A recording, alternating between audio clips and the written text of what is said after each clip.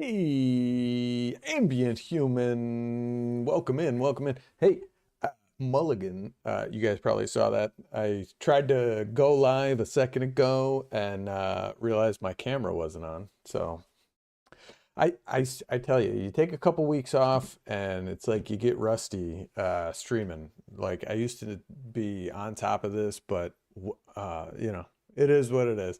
We'll get back into the groove eventually. But hey, ambient human, what's going on, brother? How you been? Welcome in, welcome in, welcome in, everybody. Welcome to the show. I'm Sam Spade. I'll be your host. Listen, guys. Last in our last episode, we installed. What did we install? I got a brain fart here. I think it was we tried to install Red Hat, but that didn't work because you have to be registered in their network program, or not network, but you basically have to be a developer of Red Hat or have a corporate license to install Red Hat. Um, so, no big deal. So then I just went ahead and yeah, I think we installed Fedora, which is an offshoot of Red Hat Linux, or it's based on Red Hat Linux. So we installed Fedora, a few little quirks there. Tried to get DaVinci installed, and honestly, I've never used DaVinci. I've used a lot of other, what do you call it, editing style programs. Um, Adobe Premiere. I've used CapCut, Shotcut, which is like another free one that that is out there, and they actually have that for Linux too. And it's very small. I like Shotcut because it's a very small application and it runs on pretty much anything. So, um, so it's nice. It's nice. But yeah, so today I like lightweight distros as well. So like for older, especially for older systems. So I wanted to try installing Linux Mint at some point, but I also wanted to install another one that I found, which I thought was really cool. It's lightweight.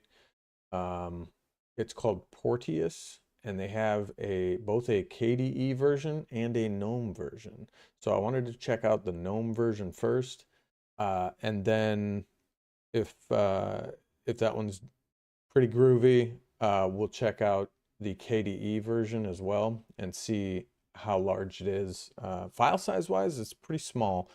So I like that, especially since I just downloaded a bunch of, or downloaded, I just purchased a bunch of laptops. So if you're new to the channel, I like to buy older laptops, refurbish them a little bit, rehash them, add memory, add new hard drives if I got them. Um, just, freshen them up and then install a new operating system on them. So either Linux or a custom version of Windows, because, and I got to tell you, these Windows updates have been completely destroying people's computers. So you're honestly better off installing Linux or a custom ISO of Windows that just stops all Windows updates like indefinitely, because these updates are like completely frying people's computers, and it makes you wonder if they're doing it on purpose, because it's like no one can be this inept, right? Like to just completely destroy the OS the way it's doing. But anyway, I like to watch some other. I follow a lot of tech channels, so I like to watch some of these other tech channel videos and react to them and kind of put in my own little input on them. So that's what we're gonna do, and then we'll jump into Portillas. Hey, Brazilla is here. Brazilla. Hey, Brazilla. I definitely I gotta get you an intro, brother. I gotta get you an intro. Let me tell you. Welcome in, Brazilla. How you doing today, buddy? The man, the myth, the legend. Oh, hang on, I got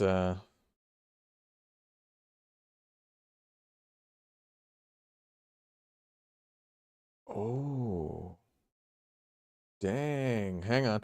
Sorry, Kat just texted me. She said someone just wrecked, cutting me off because they were mad. I didn't stop to help them. LOL. Ooh, dang.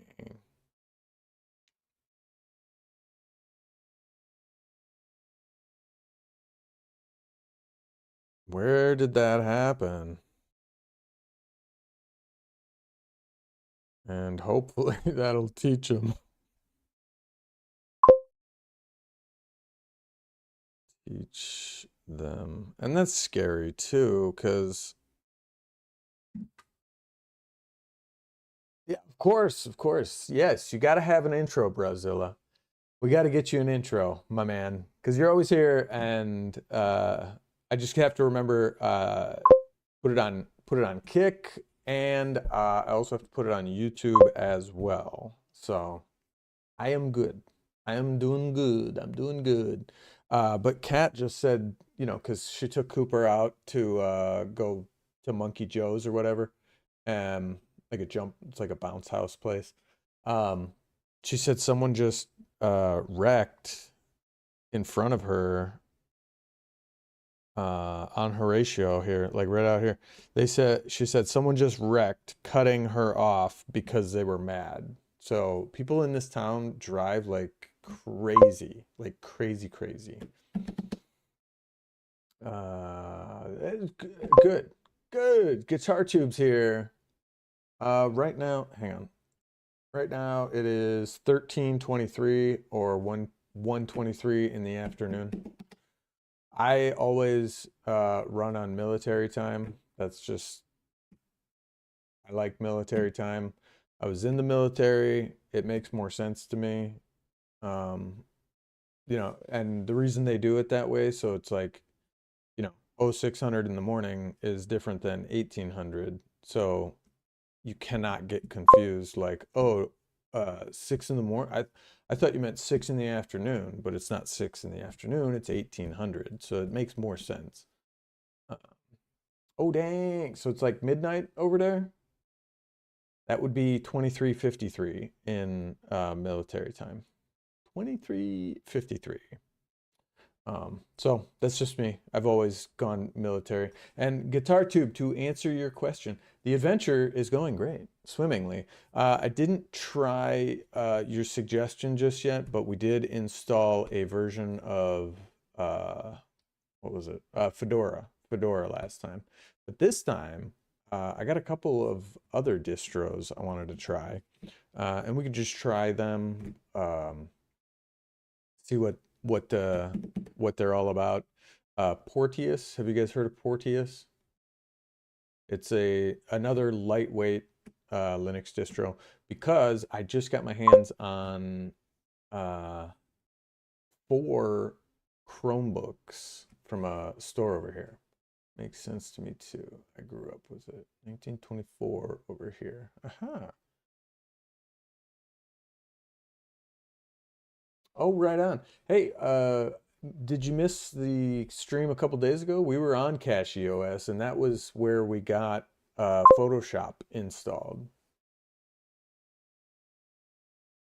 Yeah, and that's the other thing. All of like the uh, major industries like that, they're gonna also run on military time because, or like railways, that makes sense as well because they want to know like the train is arriving at 0600, not 6 in the afternoon, right? So it would be 1800.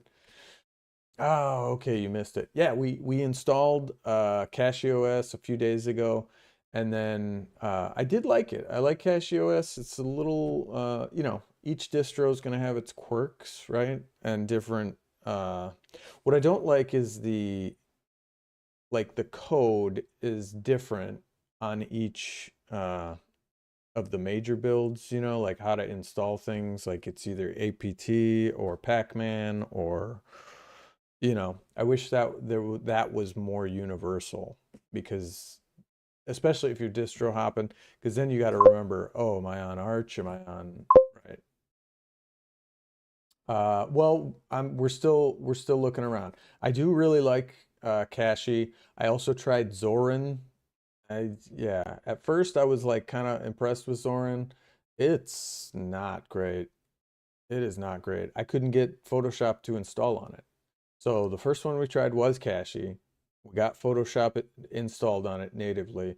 We installed the whole master suite with that same method, but the only programs I got to work were Photoshop. Lightroom worked for about 10 minutes and then it crashed.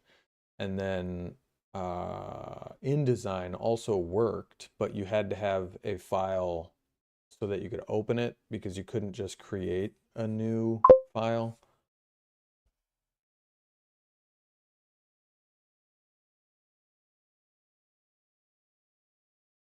Right, right. And that's what I understand as well. That's what I understand as well. Yeah.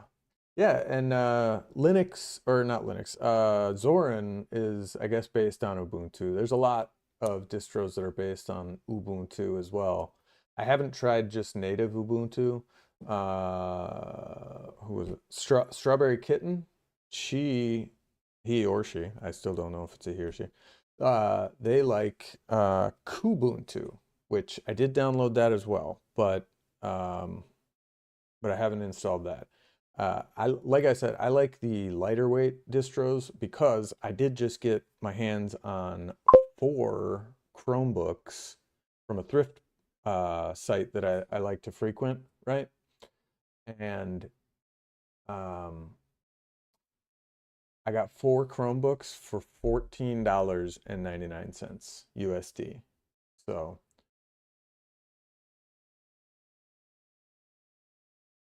yeah, well, that's the problem. Zorin, it said, oh, hey, we run exe files, but we tried to install the master suite on there using the same methods, and it was missing all kinds of dependencies. Okay, I wouldn't go with Ubuntu. They push snap packages real hard, and they come with performance hits. Ah, okay, okay. Yeah, so the other one that I downloaded was Porteous because I like these lightweight distros, right? But you know, like you said, you can make them all look like whatever you want, right? But this one is super lightweight. Um, let's see what happens here. Log in. Oh no, that's just a login. Download info. I don't know if you guys have heard of this.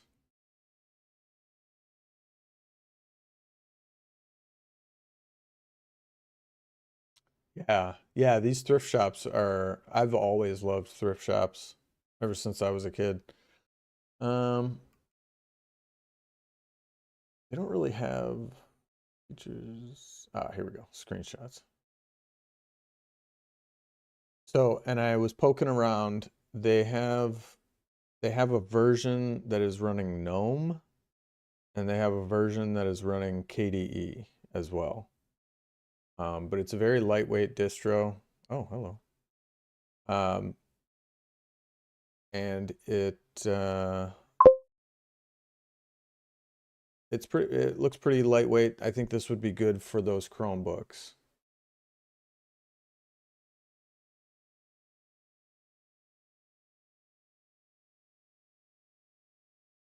Zorin is based on Ubuntu, is based on Debian.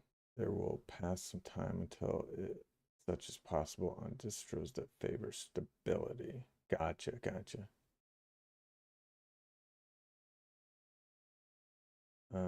You said I can't change my what? My DP? What is that?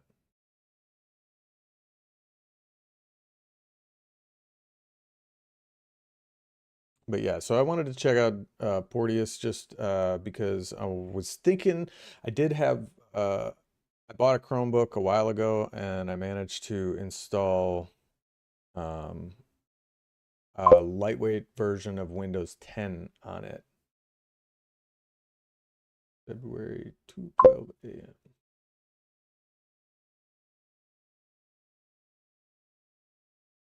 No, not all of the Chromebooks are ARM. Not all the Chromebooks are ARM, but thank you. Yeah, that's a good point. That's a good point. No, a lot of the Chromebooks actually have like i3s and i5s and Intel Celeron processors. Maybe some of the newer ones are ARM, but these are all old because they were donated to thrift stores. So I just, I that's what I enjoy doing is I enjoy getting old computers, um, dinking around with them, seeing if they work, then like investigating, seeing what they are, like what model number it is, all the specs on it, and then figuring out if they work. ARM-based, treasure them. Why is that? Treasure them. Let's see, NTFS. Da, da, da, da, da.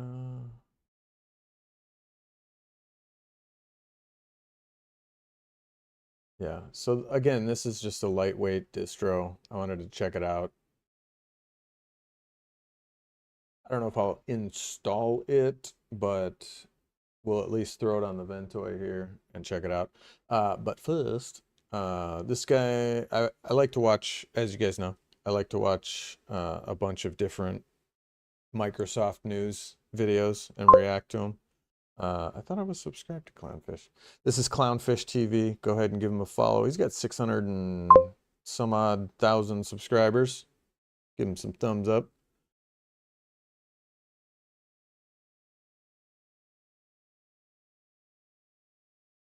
Oh, okay. Efficient with home servers like Plex and data storage stuff like NAS. Nice. Well, and like I said, I do have I bought four of them. Two I think are Lenovo, and then two or one of them's a Samsung, and the other one's an Acer. Acer. The only issue with a lot of the Chromebooks though, like the last one, I had to put a really lightweight version of Windows 11 on it because it only had 16 gigs of storage, which was like nothing.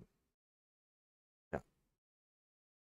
And then once you had all the drivers installed on it, I think it came out to like 8 or 9 gigs for the OS, which is good, but not great at all, at all.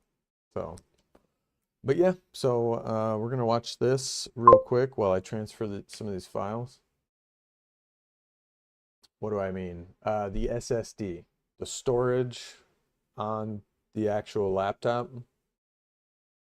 was only 16 gigabytes. It had 4 gigs of RAM, but only 16 gigabytes of storage because the Chrome OS isn't that big, so it doesn't need a lot of space, and it doesn't really allow you to save anything to the computer. I think it's all Google Drive, so you really can't save anything to the computer.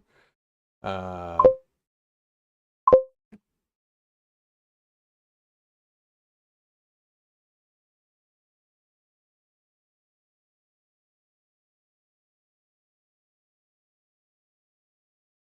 yeah. What do you mean unallocated? No, it was, I'm not sure. It uses its Chrome OS proprietary system, but you can break that. You can unlock them and then install Windows on them. So I'm hoping at least one of these that I got um, has, what do you call it? Like, because they do have Chromebooks that have like 64 gigs of storage.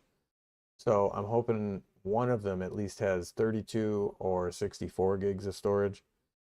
But then I thought too, because I got my, what do you call it? This thing? My little SSD, and this is 1 terabyte. So, and now that I got the Ventoy plugin, I can just run Windows right off of here. So really, I could just leave the Chrome OS on there, just install the custom bootloader. I forget what it's called, but basically just unlock it, put in a custom bootloader, and then still boot into Chrome OS. And then if I need Windows on it, I can just run it off of here, which would be probably the best way to do it for that system, because that system, you know. But yeah, so this says Windows 11 crashes. Windows 11 crashes Explorer as Microsoft stock crashes and burns. Love to see it, folks. Love to see it. You know, you take your users for granted, and that's what happens. Sorry, Guitar Tube, you're saying get the latest Arch ISO and use command Arch install to get going nice and easy, really minimal if done right. Are you saying, are you talking about Porteous? Oh, I did say, yeah, sorry, Microslop. Yes, Microslop. When you take your users for granted and then you're like surprised that that they're upset and moving on to other things, you know. See, like, and I like some of this, you know, a lot of these Linux distros, like they're very basic, but then, you know, like you come in here and you're just like, why isn't this dressed up a little bit nicer? You know? Hey, strawberry kittens here. Hi ho, it's off to work we go. I think I went to this mirror, and then you get the Porteous 5.1, and but it's weird because you click here, and they've got XFCE, OpenBox, Mate, KDE, Cinnamon.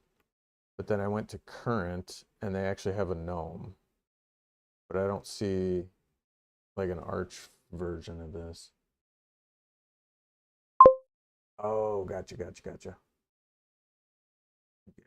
Arch install. Get a guided installation. Oh, nice. Strawberry Kitten says, yeah, but Arch can be annoying to use. Microsoft, Microslop, Microstof.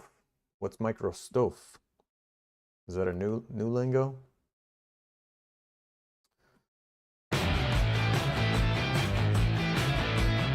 Clownfish. You guys watch this Clownfish? Sorry, what's my volume at? Hey guys, welcome back to Clownfish TV. This is Neon, and I thought I would do an update to the Microsoft situation. We haven't talked about Microsoft in a couple of days now. It's getting pretty bad for them. This January update has been a complete update like once every 2 weeks. It should be fine. I've been rocking Arch and Arch based for some time now, and we are talking with a tinkerer here. Loves to tinker. Disaster. Investors aren't feeling it with their push for AI, and we're going to talk about that because their stock cratered last Thursday, I think. Much did it crater? And yeah, it's not looking too good for them. Now, will people switch from Microsoft? Probably not. I'm going to be honest. It doesn't matter how bad it gets. It doesn't matter how unusable Windows gets. Yeah, how people are going to use it because it comes pre-installed in like 99% of PCs. But I'm going to tell you, if you can do it, to try to de-Microsoft your life, at least with the operating system, yeah, try, guys. Because Windows 11 is not good. Right? It's just not good. So we're going to talk about another bug. Apparently, the same crash. You know, it isn't, but at the same time, for as much of a pain in the ass it is to get some apps installed on Linux, like on Windows, it just installs. You know, like the Adobe suite. You know, we effed around with it for so long, and I'm not a coder. If I was a coder, then I could sit there and like try and figure out what the hell is wrong with it. I think a lot of it is the interface issues. A lot of the dependencies it's looking for are for the interface, and that's kind of important. Yeah. So, but yeah, the interface stuff is kind of important. That's why it's nice to have a dual boot, in my opinion.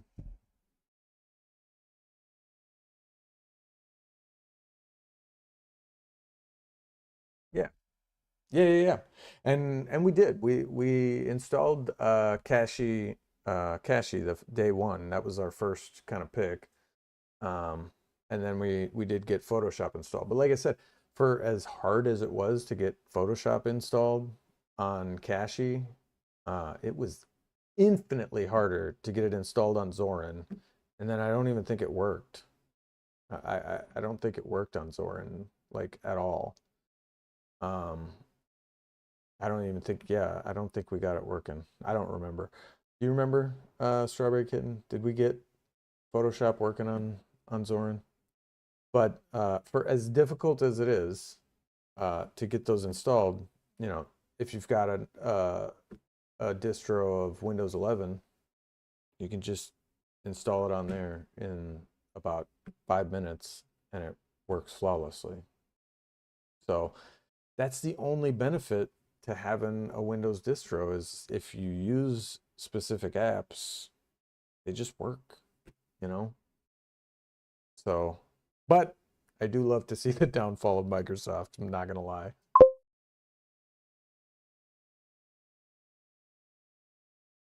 Ooh.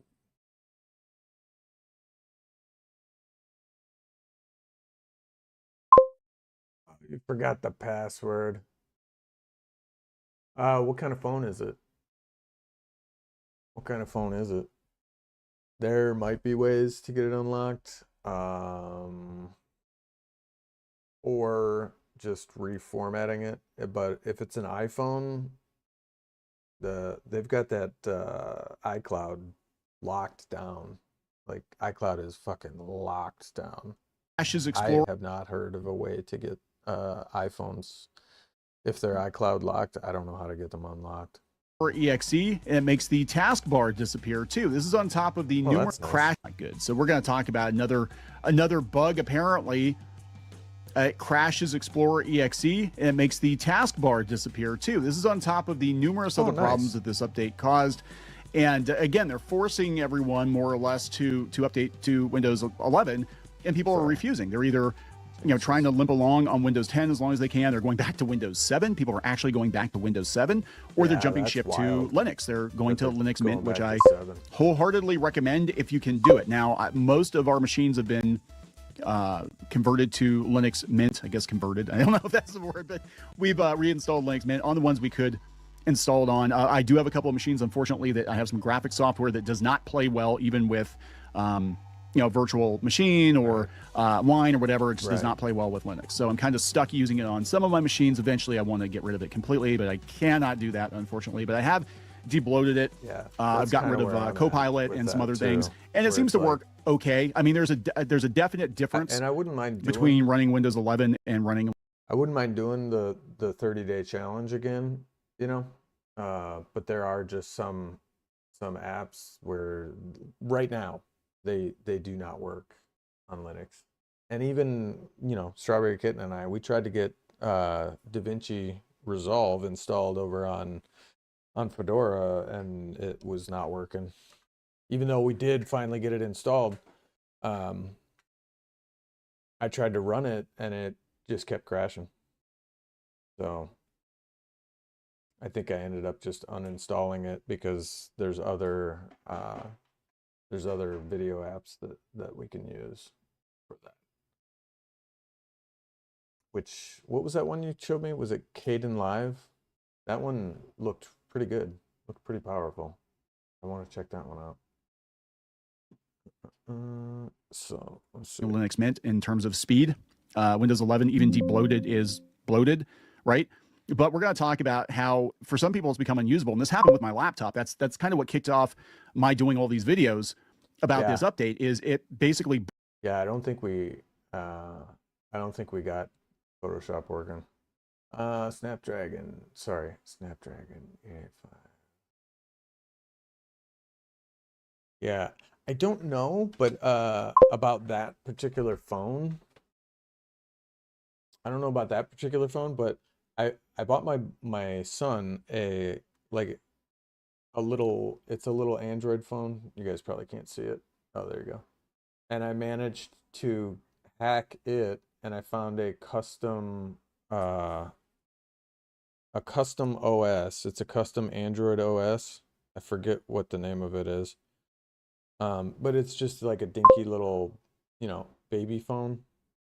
Yeah, I like Shotcut. I like it. I think we talked about it a little bit. I installed it before we got off Strawberry Kitten. Shotcut's really good, and I have it for Windows as well because um, what was it? Yeah, I was using uh, CapCut, which I really did like CapCut. Um, just for the usability and quick export features that it has, because you can export directly to TikTok and YouTube right from the video editor. That's really handy. However, what I don't like about CapCut is when it updates, it basically takes the old version of the app and puts it in a folder and keeps it. So if the app is like 3 gigs or whatever it is, and then it downloads the update, now you've got 6 gigs. And then the next update, you got 9 gigs. And the next update, you get the idea. And I had no idea. And I was looking around like, why is my drive filling up? And I looked, I thought it was the video files and what I was exporting. No, it was CapCut. It was all of the updates of CapCut. Yeah. So, oh, but getting back, yeah, to this phone, right? This was just a baby phone that I got for him on Amazon, and it all just had like baby apps, like a bunch of learning stuff. But I installed Lineage OS on here. So I don't know about unlocking that phone without having the password. We'd have to look into that. We would have to look into that. I know how to unlock a Windows computer if I don't have the password, but Android phone, no, I don't know. Oh, sorry. I like Flowblade DaVinci Resolve even more, but the free version lacks proprietary codecs. Oh, does it? Friend sent me a 4 GIF MP4 that I had to blow up to 200 gigs. Oh, really? Just to import it? What? Oh, it's 4 gigs. Okay, so 4 gigs. You had to blow it up to 200. Why? See, that's what I'm talking about. So it's like on Windows, you know, yes and no, right? So on Windows, it just works, right? You download Resolve, you install it in 10 seconds, and then it just works. But Linux, there's a lot of steps you got to go through. And I'm not saying, good or bad, right? But for my purposes, right, I would dual boot. If I got to edit videos, I would just jump over to Windows, edit the video, and then, jump off, get back on to Linux for gaming and daily driving, what have you, I don't know. I like dual booting. It's nice. Ah, yes, yes. Well, the way I would look at it, Brazilla, is like if you haven't used the phone in so many odd years, was there really anything on there that you need? You know? That's the way I look at things. Like when I'm cleaning stuff out and like cleaning out the closet or whatever, it's like, have I worn this shirt recently? No, get rid of it. You know?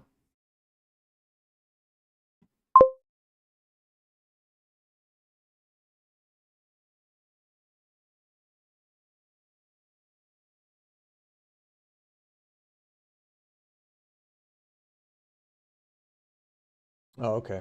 So it's worth it, the proprietary codecs. Now can we download those? Do you know any Russians that could maybe give you a copy? Maybe something somewhere somewhere along the lines.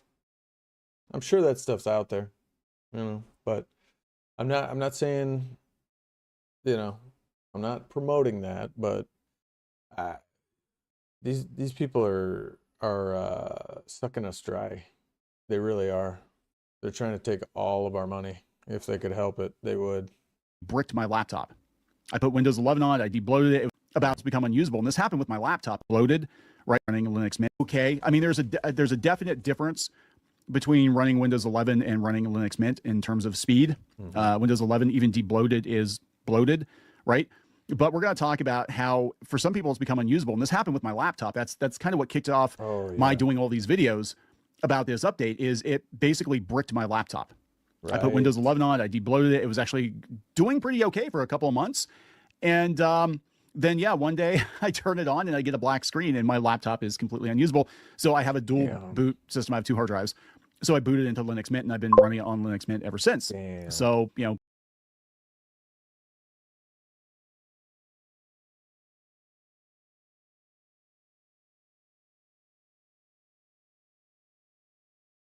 Yeah. And now I don't have a problem with, okay, they're selling you the codec or they're selling you a driver or they're selling you a piece of software. I don't have a problem with that. I kind of have a problem with all these subscription models where it's like, I got to pay Adobe, you know, I was paying like an introductory rate of like, I want to say $40 a month, right? And then I was gonna cancel it because they're like, well, you know, your intro rate for the first year is up, so now it's gonna go up to $70 a month. And I'm like, all right, bro, I'm just gonna cancel this because it's like that's a lot. So I canceled it, and then they said, whoa, wait a minute. How does $20 a month sound? And I was like, yeah, that's even better. Like, I'll take it. Ivitel, Ivietel, how you doing? So I was like, yeah, 20 is actually better than 40. I was paying 40, and now so I've been paying $20 a month for Adobe, the entire Adobe suite. Same what I was paying before, or same, you know, everything, the whole Adobe suite. It's like, who's in charge of financing over there? Like I would have been happy with the same rate I was paying, but they offered it to me cheaper, so why would I not take that? Right? But again, like for what it's worth, like, you know, if DaVinci offers the codecs like for sale and then you can keep them forever, I don't have a problem with that. You know, if they're a couple $100 or whatever, like, done. Buy it, done with it. You know, but I've bought so many, you know, so many licenses for Microsoft over the years, and then I've bought, you know, so many years of Adobe over the years. I don't know. It's just it all adds up, right? And then combine that with inflation and how hard things are getting around here, how expensive things are getting. It's just like we canceled all of our subscriptions. I think I was talking about it yesterday. We had Disney Plus. We had Disney Plus. We've got season passes or annual passes to Disney. Yeah. Yeah, that too. Exactly. And I downloaded that version of it, but I don't condone that. You know, if it's for personal use, that's one thing. But if you're professionally, you know, making a ton of money with it, then you should probably have a license for it. But, you know, when will you install Linux on my main rig? I'm not sure yet because we haven't really nailed down which version of Linux I'm gonna go with. Not yet, not yet. But I did want to check out Porteous, so I'm gonna check that one out today, I think.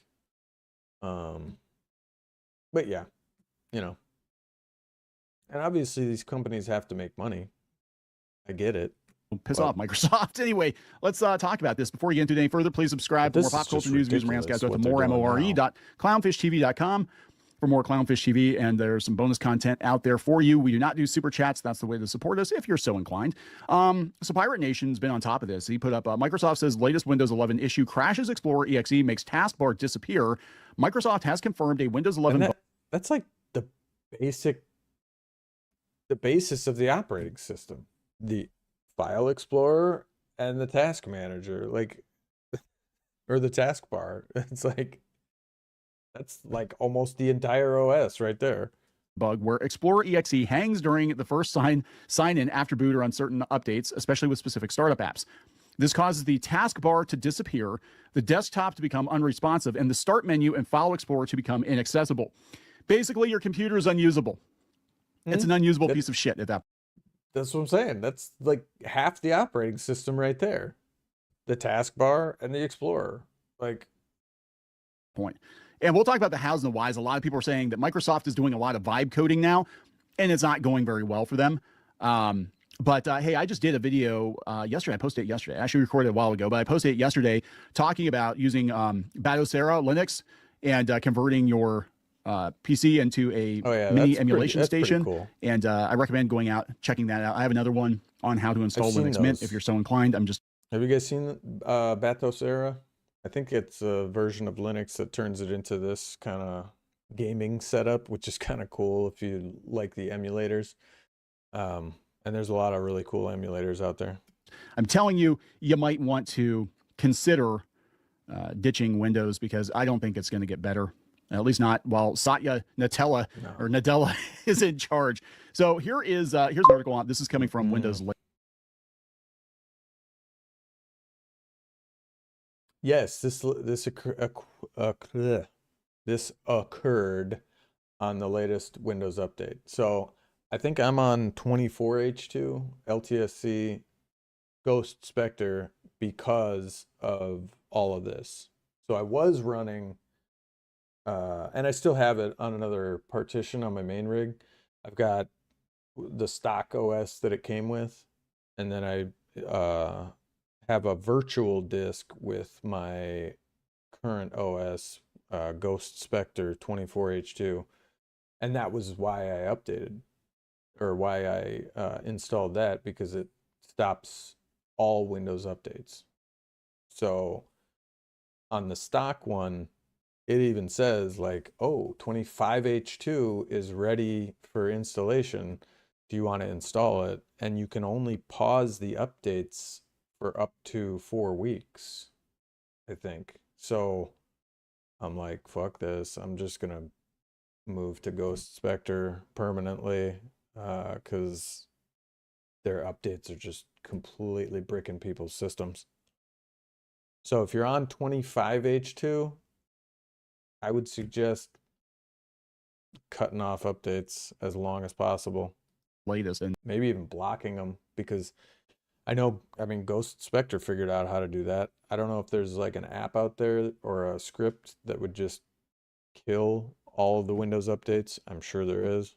Again, the latest Windows latest fuck ups. Is that what this is? Microsoft says latest Windows 11 issue crashes Explorer EXE, makes a taskbar disappear, but a fix is rolling out. So they have another fix. Is this the third one? Well, the holidays have come and gone once again, but if you've forgotten to get that special someone in your life a gift. If I'm counting correctly, and please correct me if I'm wrong, and I'm sure you all will in the comments, because that's what you guys tend to do. Probably. I think this is the third correction they've had to issue for Windows 11 this month. So a bug in Windows 11 is crashing Explorer EXE, which could make your desktop UI disappear, including the taskbar. And if you don't see the taskbar, you cannot open this. Well, you can pause it for up to a week, I think. And then, but you have, by default, it says pause for up to a week, but then, yeah, here. So mine updates are paused until 2077, but, yeah, we got that off. So normally this will say pause for 1 week, and then this will drop down and it only goes to 4 weeks. So eventually it's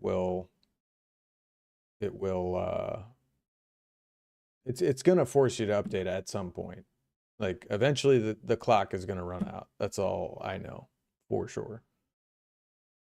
So Oh, good. Windows Update is committed to helping reduce carbon emissions. What the fuck does that even mean? The start menu in most cases. It's aware of the issue. Okay.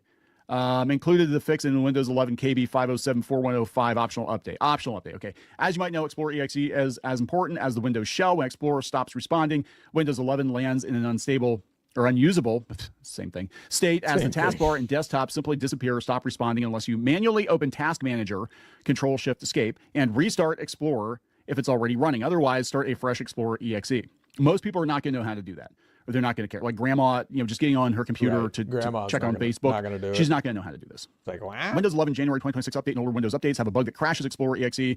You'll no longer run into the problem if you do the optional update. It's a preview update. Okay, so what?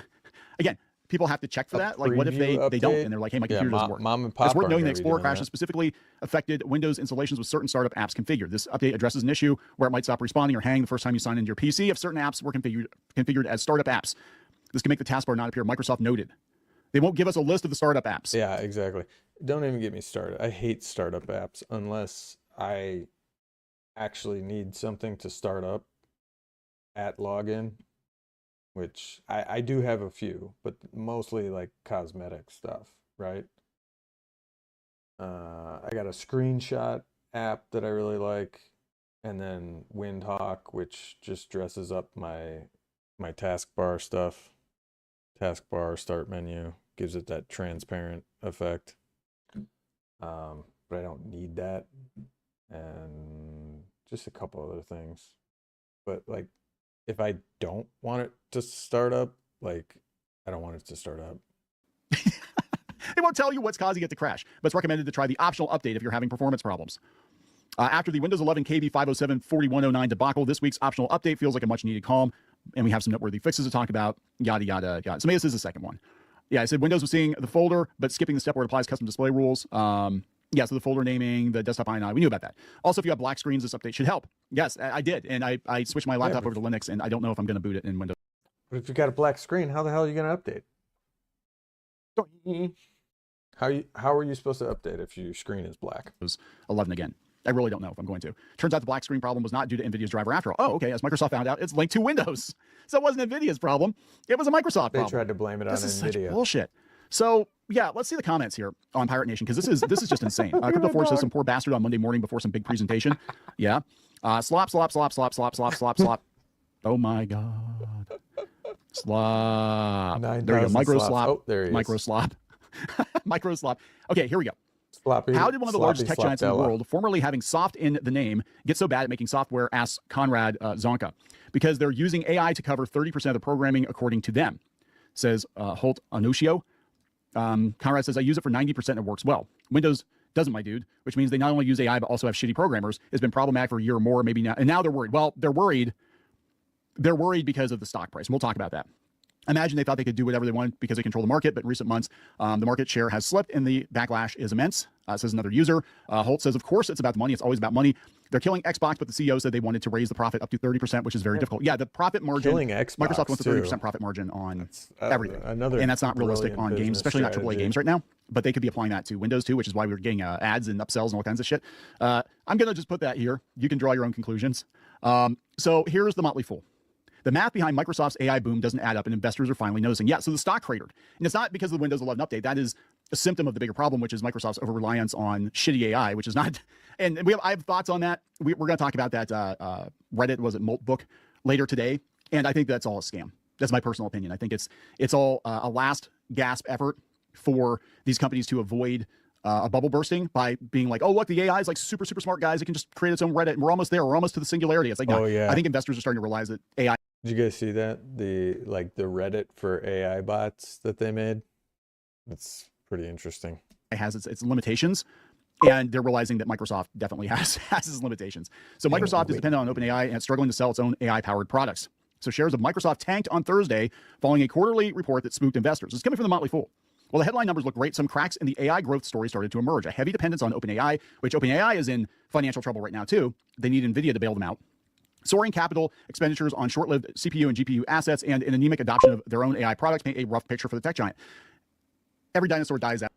Oh, they had to cancel Recall because some people figured out very quickly that, they said it was secure, but someone got their hands on like a preview version of it, and within I think 10 minutes he figured out that he found where the screenshots were being stored securely,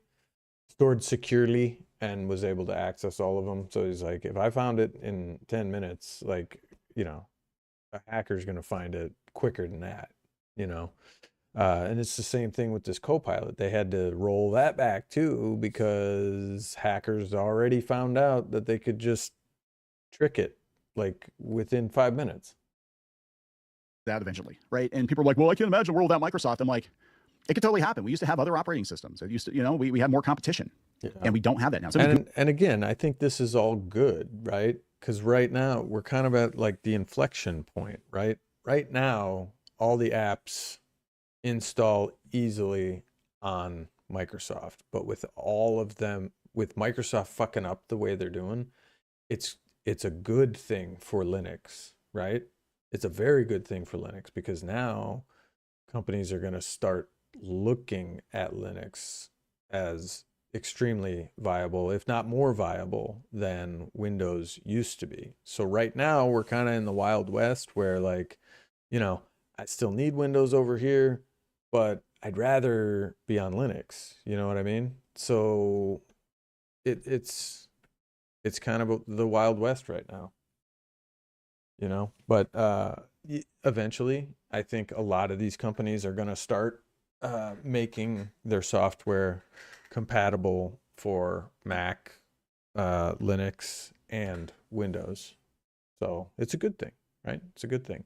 Now, I don't know if it's going to be for every distro, but like you said, I mean, you guys all know that you can make it work for any distro. It's just a different method.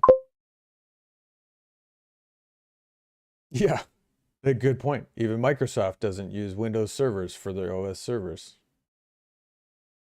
Try Winboat again. We could, yeah.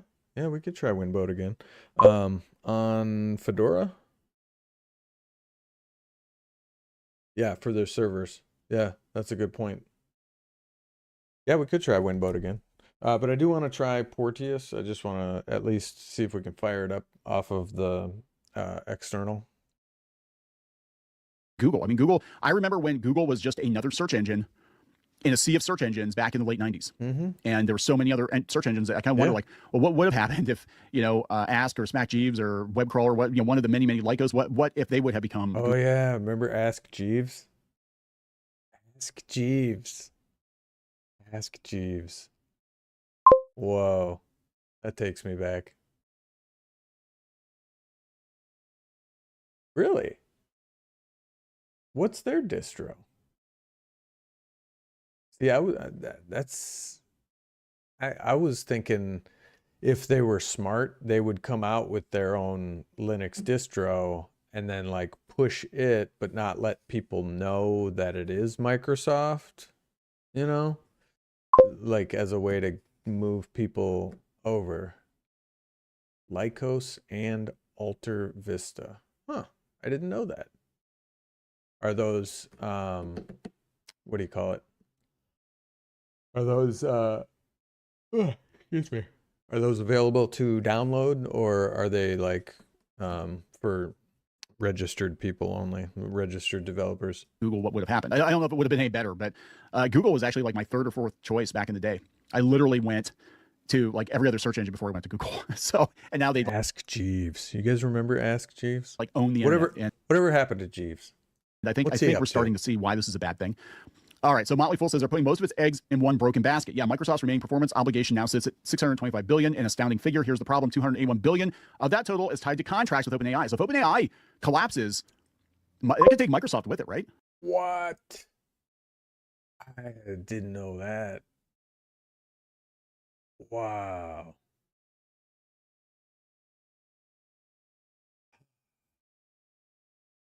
That's like half their fucking company right there. The remaining performance obligation sits at 600. That's like half of their.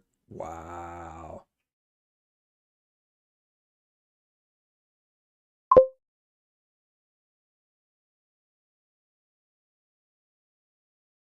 Cat's crying.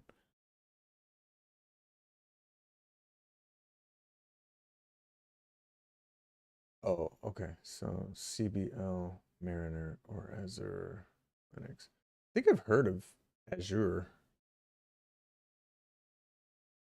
Oh, okay. Oh, those, okay. Those were the search engines you were talking about? Alta Vista. Wow.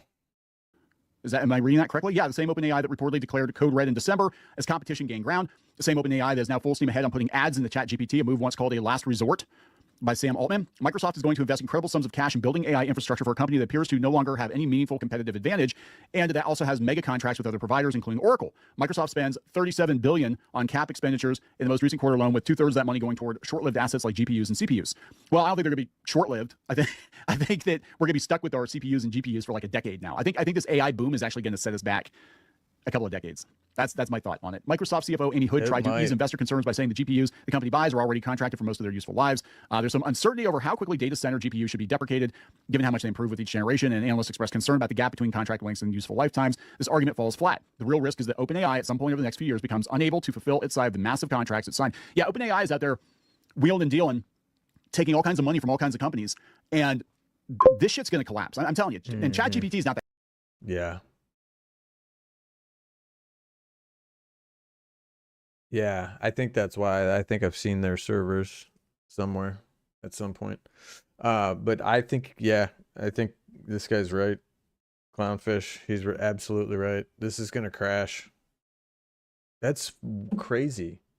The AI bubble is exploded, and it's going to crash faster than any other bubble, I feel like. Because it just recently came about, and it's just gonna explode because people don't want it. Yeah, it's a good tool. The first time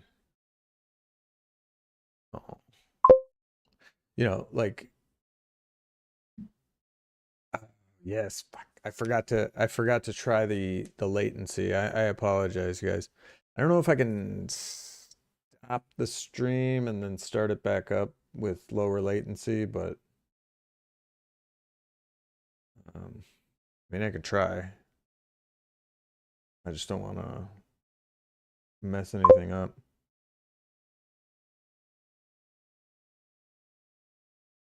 Yeah. I don't know if it'll take down NVIDIA because people are always going to need graphics cards, but I do think that this,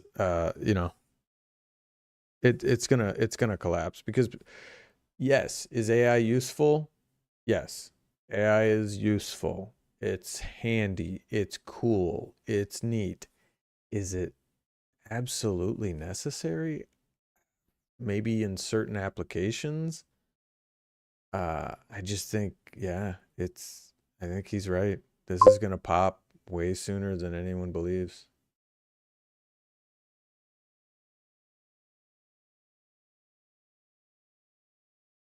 Yeah.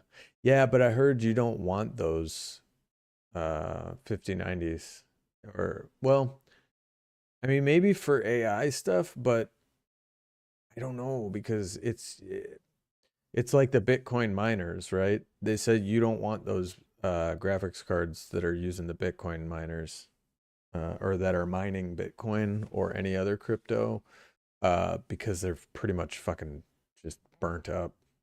So maybe, and they might be decent, but just keep that in mind. Bear in mind that it's like buying a old car that's like pristine, right? But it's still, 50 years old. Like, is it gonna run? Yeah, it'll run. But then if it breaks down, like, don't be surprised that if it breaks down right away. That good. As far as models are concerned, like I work with different AI models for different projects. ChatGPT is like one of the worst. I'm sorry, that is like grandma's AI. It's not that good. It's the easiest to use. It's the most accessible, but it's really not that good. It makes a lot of really dumb mistakes. I'm like, this is why I'm thinking the bubble. All of this is about AI being magic and being a magic cure-all for everything, and I don't think it's going to be. I think we are going to realize it's just fancier computing that's going to help us do more with less, but it still needs human oversight. And I think everything going on right now with the talk of the singularity and all that, I think is bullshit. I mean, you can't get basic facts right. You're telling me it's going to take over the world? Bullshit. I don't believe that for a minute. You know, and I think there's some people that love that because they've invested in these companies, but I think we're going to find out real quick that it definitely has its limitations. And it's going to settle into being a tool, but I think there's going to be a lot of collateral damage to the economy, because I think we're going to lose a lot of jobs as these companies chase this AI, this mythical, magical AI that's going to, you know, just print money for us because we don't need people anymore. I don't think that's going to happen. And I like AI as a tool, but I'm being realistic. It's not going to happen. And a lot of people are going to be in for a very rude awakening. And they realize that Sam Altman is a snake oil salesman. We're going to be in for a very rude awakening. Everything is going to go kablooey. That is my personal opinion. But yeah. And it's going to start with Microsoft. And everybody's got Microsoft on their computer. And I think what they were doing was they're like, well, it's kind of like streaming, right? They're like, everybody's got Microsoft on their computer, so they'll do whatever. We can throw ads on it. We can, you know, upsell them shit, whatever. It's like free TV. All of a sudden you get more and more ads, and then you go to pause it, and there's like an ad on the pause screen. Then they're throwing QR codes on the screen. Like, I remember when Roku didn't have any ads on it. It was just streaming TV, and that was great. Now you go to the home screen, it's like banner ads all over the friggin' place. And that's what's going to happen with Windows, because they got to make money, right? They got investors they got to make happy. And I think it's going to take us. It's going to take, you know, individuals that want to just have a decent experience on the internet to kind of go back to that. And unfortunately, because everything has been so based on advertising and whatever, you know, you're going to have to pay for the things you like on the internet. I think a lot of journalism is going to be paywalled. I think a lot of content creators are going to be paywalled, because the alternative is we let these corporations, the ad-minded corporations, run things, and the internet just becomes unusable. And, you know, but that's what I think this whole thing's about with Windows, is I think they're trying to do things as cheaply as possible. And whether it's AI or overseas workers or whatever the hell is going on, but they're making it worse. And the end goal is to monetize you, the user. But if you can't even get into Windows to start your day, joke's on you, Microsoft. This is like nobody's going to see your damn ads if their computer won't even start. They shot themselves in the foot. How is it that things were better? How is it that things were better 10 or 15 years ago online? Riddle me this. Same with the, I mean, this is a side tangent, but even just using the internet, right? Why is it that my residential Starlink is infinitely better than the Comcast business I pay through the nose for? Riddle me this, because it used to be that we paid through the nose for it because the speeds were great. Now the speeds aren't that great. And then I found out that the speeds aren't even, or the Comcast business isn't even on a dedicated line anymore. It used to be on the dedicated business line. It is not. They're putting all the residential customers on it too. So I've heard they're like pulsing or throttling people, but we're not getting what we're paying for. Like, we're on the 1.25 gig or whatever, and it's dog shit. My $60 Starlink. Yeah. All right. He's just rambling about that. But if you guys haven't yet, check out the old clownfish. Give him a subscription. It's good stuff. I enjoy his videos quite a bit. Let's see here. Okay. Yeah, I don't know if I can update the freaking, what's it called? The latency while I'm streaming, unfortunately. I wish I could, but I got to remember to do that. So make a note of that. And I'll try it again, because I know at one point I was on ultra low latency, and then it just did not, something was happening with my stream. It just didn't jive. It kept like lagging out. I'll try it again. Change YouTube's. I'll try low latency. I think it was because I was on ultra low and it was like screwing it up. Oh, yeah. I gotta ship HP thing. Writing some sticky notes. All right, guys, let's get into this, shall we? How's everybody doing today? Happy Sunday? Is it Sunday? I'll be damned.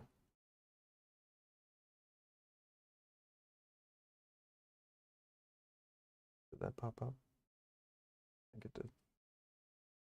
There it is.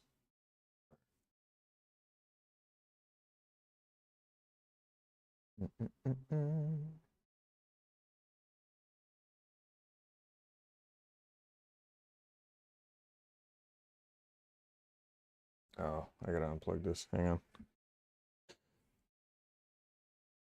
I'm all set up.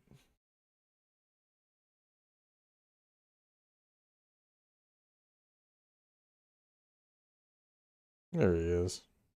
Cooper's playing. That's cute. All right. Ejecto this. Eject.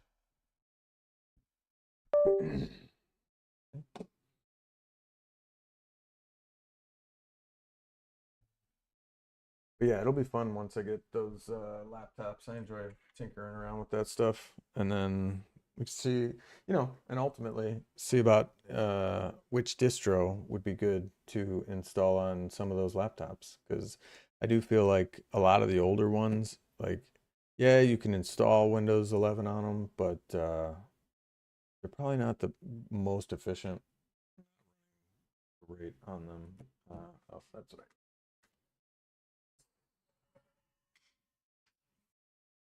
This over here. This over here.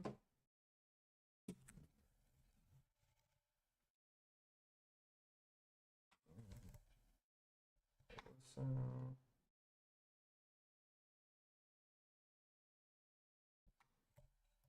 that plugged in.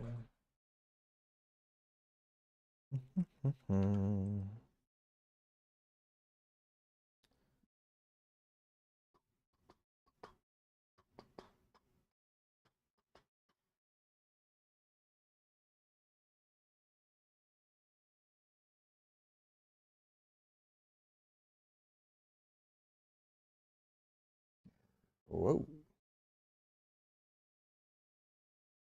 Big screen. There we go.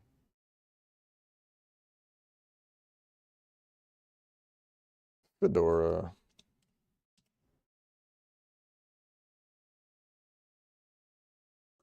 Here we are. All right, we're logged into Fedora. I was trying a couple games on here after hours. What else was I trying? Oh, yeah, what did we install? We installed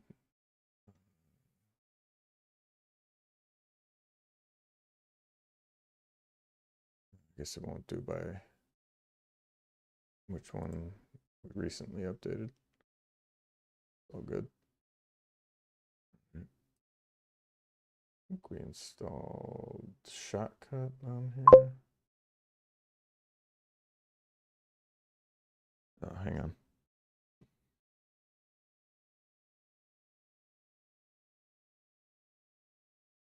Oh, it gave you Pop OS vibes? Brozilla! Why I didn't know you went anywhere, Brozilla. I think I did install Shotcut on here, but let's just exit out of this. It's just puts everything. Oops. And what was the other one? KD. Kden Live? Yeah, that was it. Kden Live, the video editor. I wanted to check this out. It looks pretty nice. Full HD is fine. Frame rate. Oh, that's nice. So you can do vertical and horizontal, like right there. Video tracks. How does it always do it? Like 30.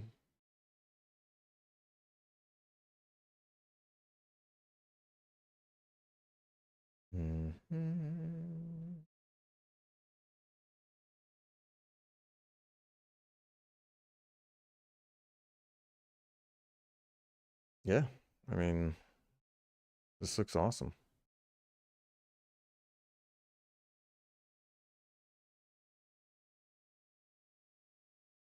It's got different.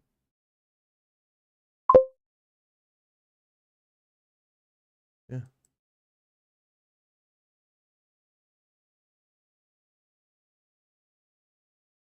Is it streaming? You can stream from it too? Or is it just for video editing?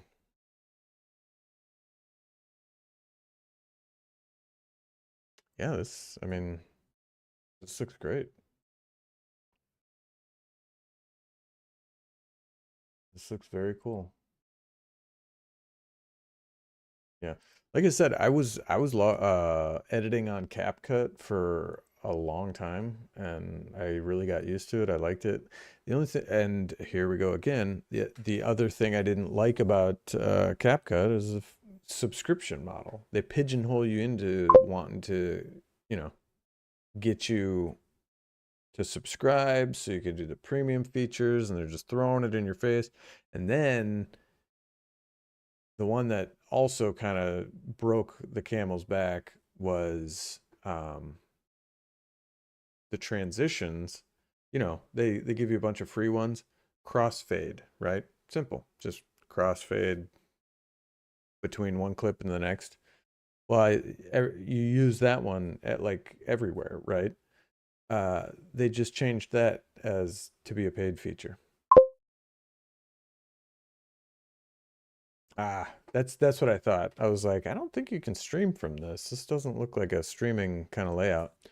But yeah, OBS I think is still the king for streaming. Meld is another one that just came out that a lot of people seem to like, but I like OBS. It's perfect for what I need. But this looks really robust, so I like this as well. Shotcut is good, but it's not the best. Like, cause for me, it didn't seem like the interface was set up nicely, if that makes sense. And can I move these? How do I move these around? Or can I create a new?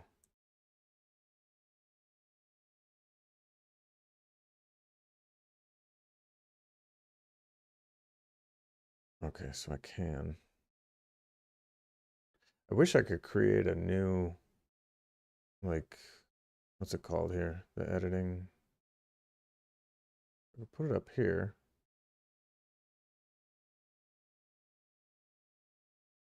Change this to here.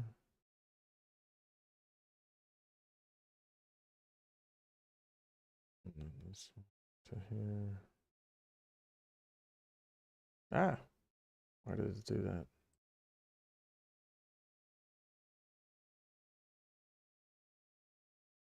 No, I don't know why it's doing that. That's weird. Oh, here, this way. Yeah, it's really nice. I like it a lot. Positions.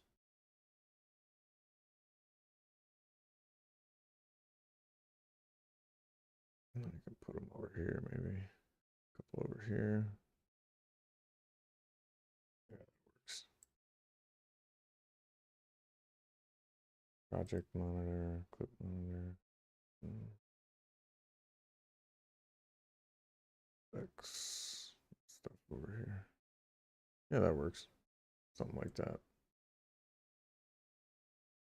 Get your main project monitor. And I can actually put this underneath.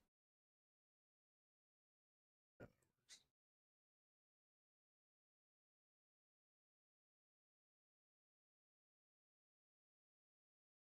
Hold super plus right click to resize the window.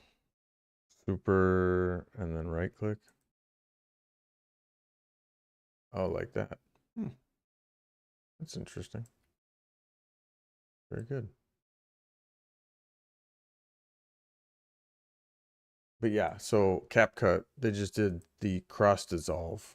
They just changed that to make it a paid feature. So then if you've got all of your files that you were already using cross dissolve, now when you go to re-render it, even though you already were able to do it, it's going to pop up and say, oh, hey, you're using a pro feature. If you want to da da da da da, you got to pay. And it's just, I'm like, I'm over all this stupid subscription shit. I really am. So I'm not going to edit anything right now, but just wanted to check this out. I like the fact that it's got all these different tabs up here that I can change around. You got your main one for editing. Oh, and it went back. It didn't save. So maybe you can make a new thing. I'll have to look it up later, but right here, save layout. Yeah. Okay, so you can.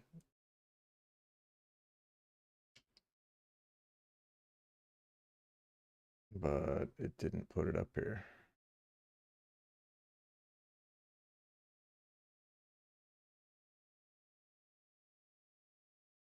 Weird. So it didn't put it up here.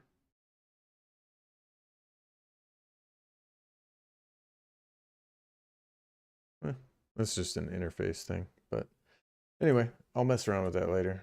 And I thought I changed it to horizontal. Try Void Linux. I've never heard of Void Linux. What's Void Linux? What is Void Linux? Should we look that one up, guys? Void. Void or a void?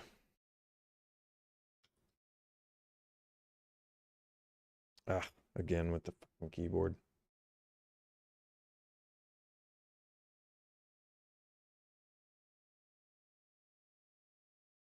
Void.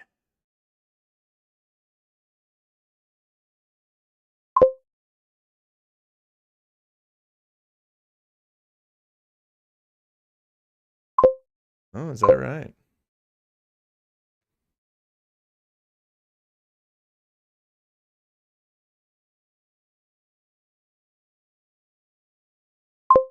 Try Void or Alpine. Okay. Which, what do we got here? We got XFCE, we got bass, roots,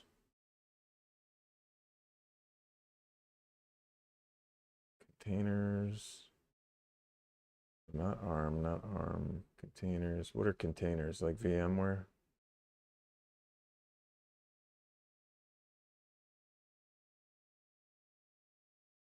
Container registry.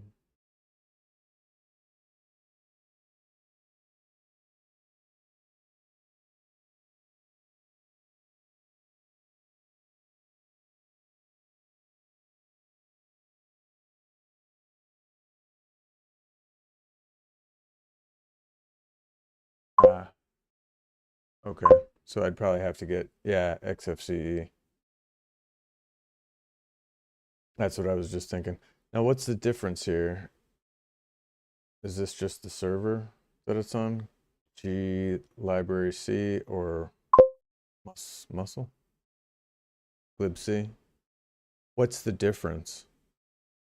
I don't understand what the difference is there. What is this one? Oh, not bad. Yeah, 1.3 gigs. Okay. Not bad, not bad.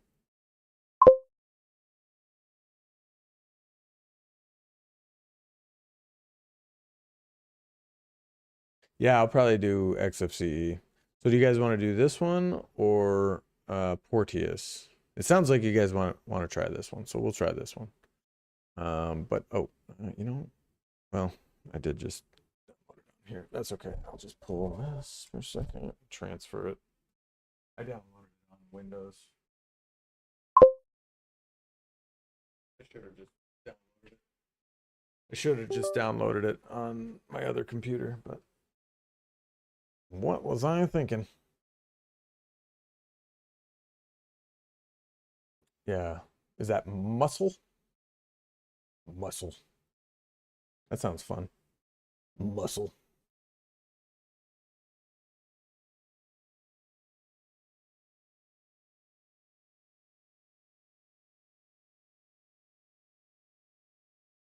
Muscle. Muscle.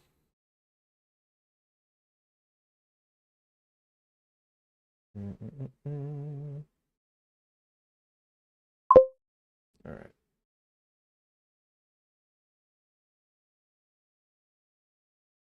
And we got lots of distros in here.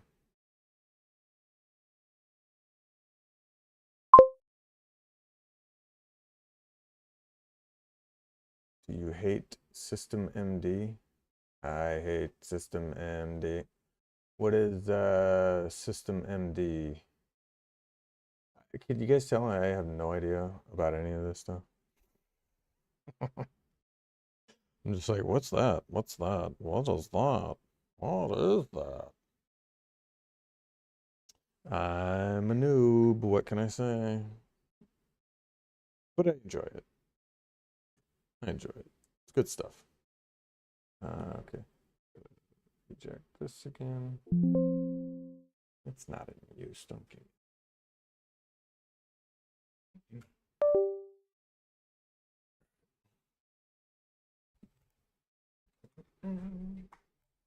Click, click. Let me just check my phone real quick. Make sure the girl's out with my son, so. Oh.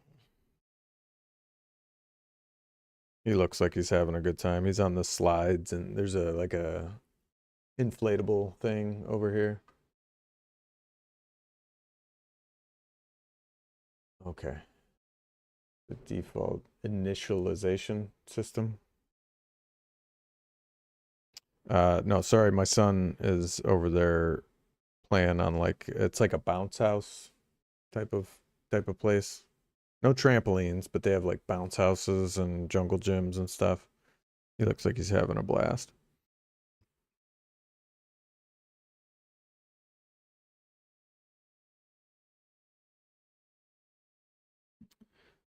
Okay. Let's see here.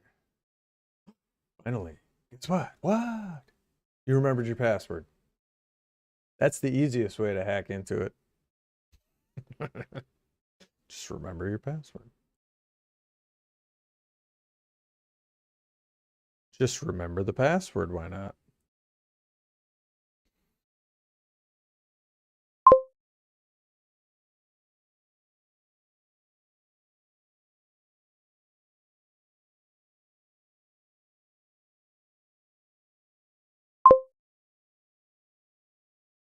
Oh, you hacked it. You got in.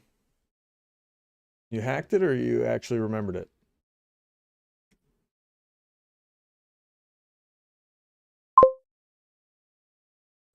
F3. All right. Linux. Let's see. We've got a few more. So we did get Fedora. We got Garuda. Lubuntu. Lubuntu? I thought I downloaded Kubuntu as well. PC Linux OS. Where the hell did this one come from?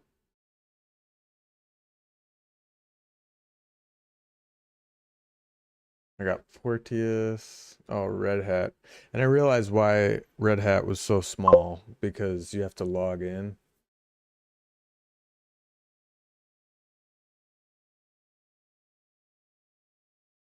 Oh, your memory is good. Good. So you did remember it. Tails is pretty small. But I realized why Red Hat was so small. Because it's just like the installer. So I think it's just the installer on that ISO, and you have to register and like log in to get it to install, and then it probably downloads everything.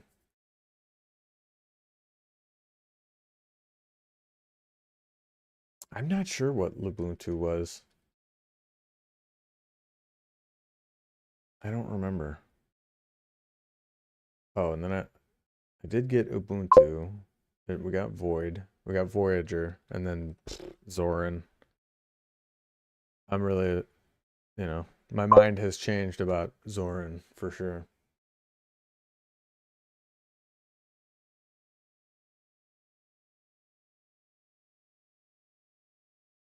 Yeah, but I don't remember where this one came from. PC Linux OS. I don't remember where or who suggested that one. But we got it.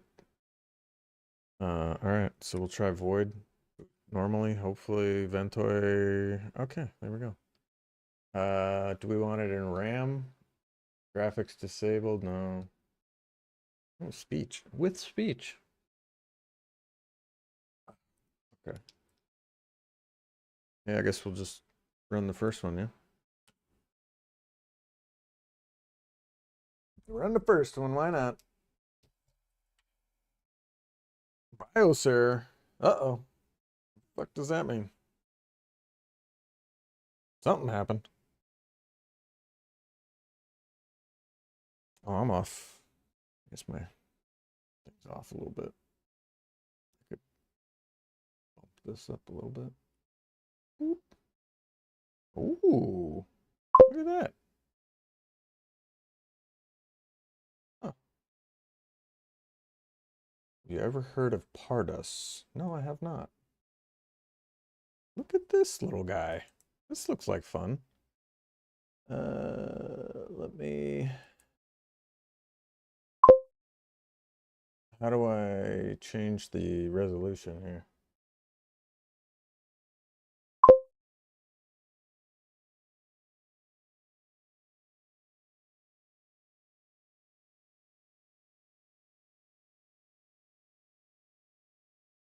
This is cool.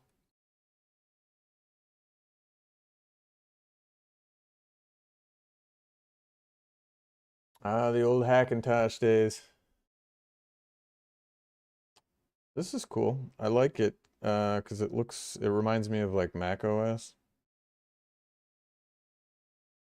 This is good for, this would be good for those computers that don't have a lot of storage. But yeah, how do I change the resolution?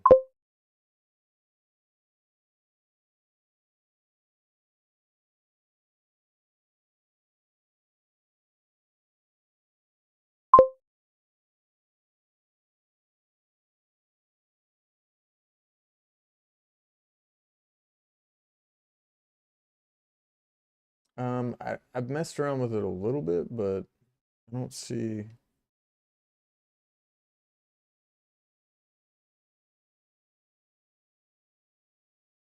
Settings, display. There we go. Nailed it. Nailed it. Ah. Oh. Yeah, I do want to keep it, but why would it put the windows way over there? Weird. Oh, weird. Yeah, I found it. Eventually. Eventually we found it. But yeah, it looks good. It looks good. I like I have seen some of these other XFCE desktops. I like them, you know, as far as for like small desktop clients, they're pretty good. They're pretty good. I like it. It reminds me of like Windows XP because it's real basic, you know, just basic, you know, what you see is what you get, which not bad. You know, we've got scale output.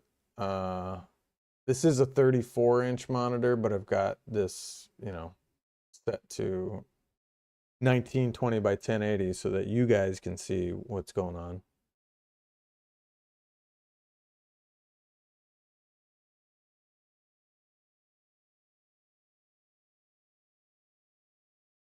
So let me see. Let's hit that. Ah. Ooh, no, no, no. Go back. Let's go back one. Yeah, that's good.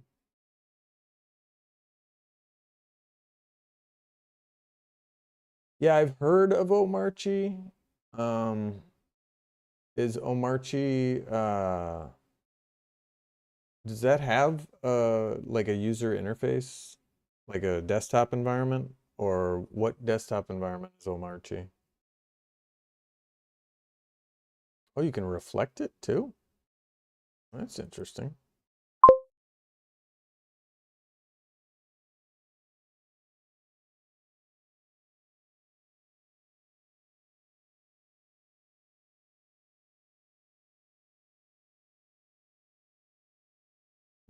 Setting up an audio server on Void. Hmm. What do we need an audio server for? I don't know if I have any audio files on here per se.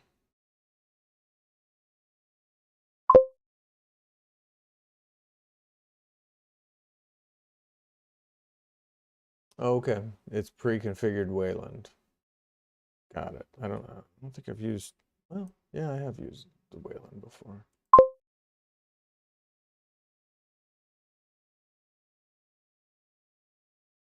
What is the best, what do you mean? What is the best feeling? I think the best feeling in the world is love, obviously.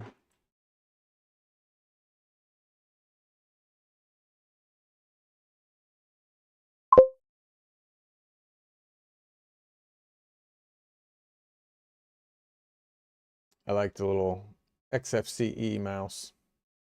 He's so mousy. That one's fun. XFCE.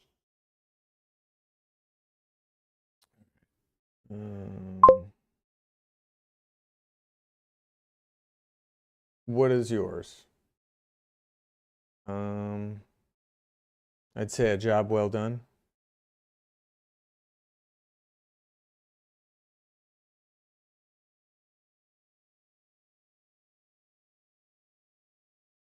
Yeah. Other devices. Yeah, I like this one. It's not bad. And what's the does this you can run it on RAM, it said.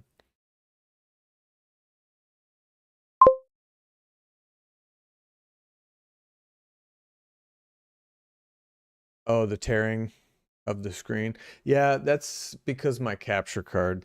So, and unfortunately, that's the only way I can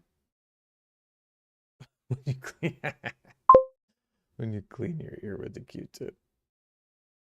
Yeah, the tearing is bad, but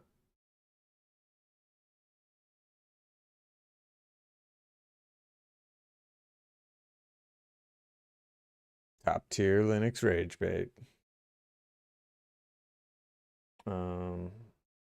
Void live. So I think, is this running in RAM?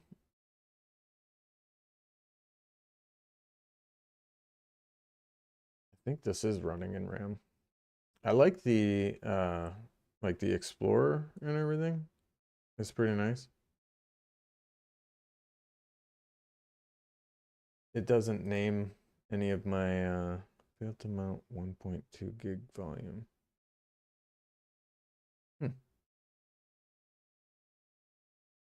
That's probably in RAM, I'm guessing. So that's like, I don't know if that's the OS necessarily. Yeah. Yeah, I can't mount Ventoy because, oh, there it goes. Okay, so we do have all that. I browse the network. Does it see anything? No, it doesn't see anything.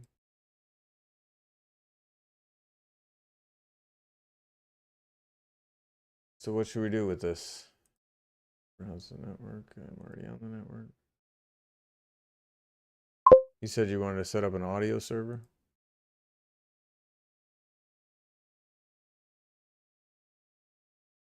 Yeah. Yeah, I'm sure it would make stuff easier to find, but let me see. This is the Fedora drive, and then this would be the Windows drive, which still has the swap file in it. And then that's probably, I don't know what that is. Anon.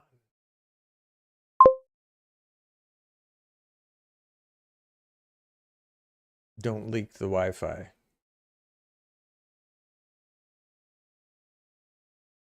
I don't know. Let's see what it comes with. Does it come with any applications here? Oops, that's okay. Let's Explorer again. This the web, I'm guessing. Application finder. Oh, okay. So it's got like a little store here. Is this the store or is this just like a launcher?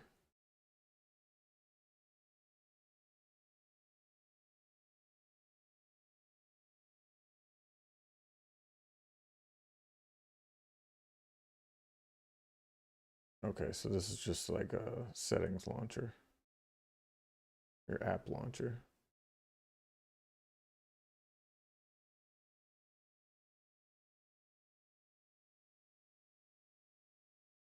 Put a background image on it. Interesting.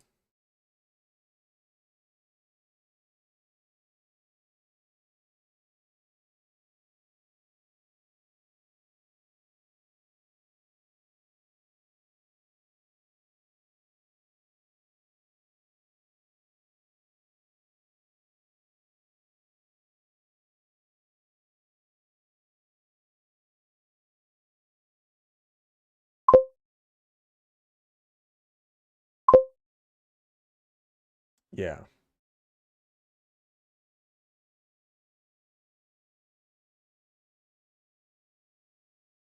Yeah. Well, like I said, I don't mind the Finder just because I think it's like basic, you know. It reminds me of like Windows XP or almost like early Macintosh a little bit. Especially these drives. These drives remind me of like Mac icons for sure.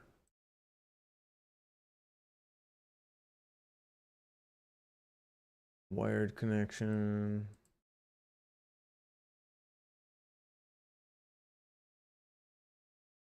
Got the applications up here.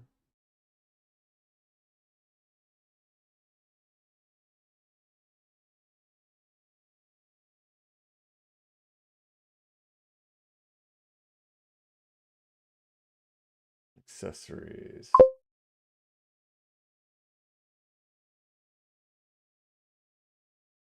Yeah, this is still running on my mini PC right now. I suppose I could set up a what's it called? What's the word of it? Can't think of the name of it. Virtual machine.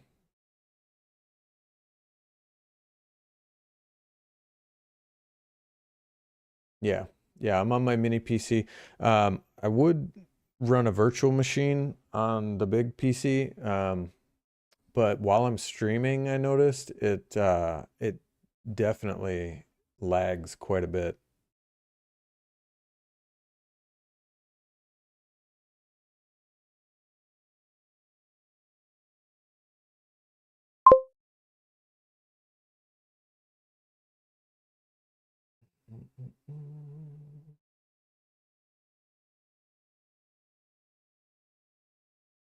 Yeah, it's pretty cool.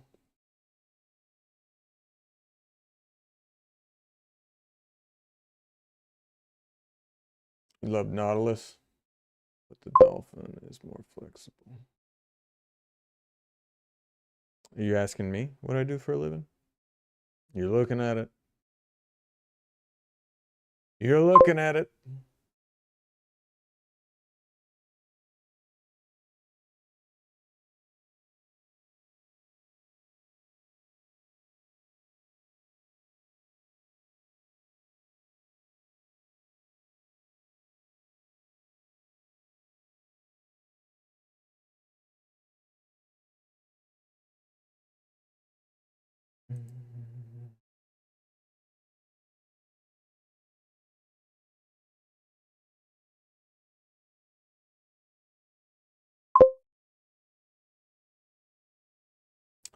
No, not yet.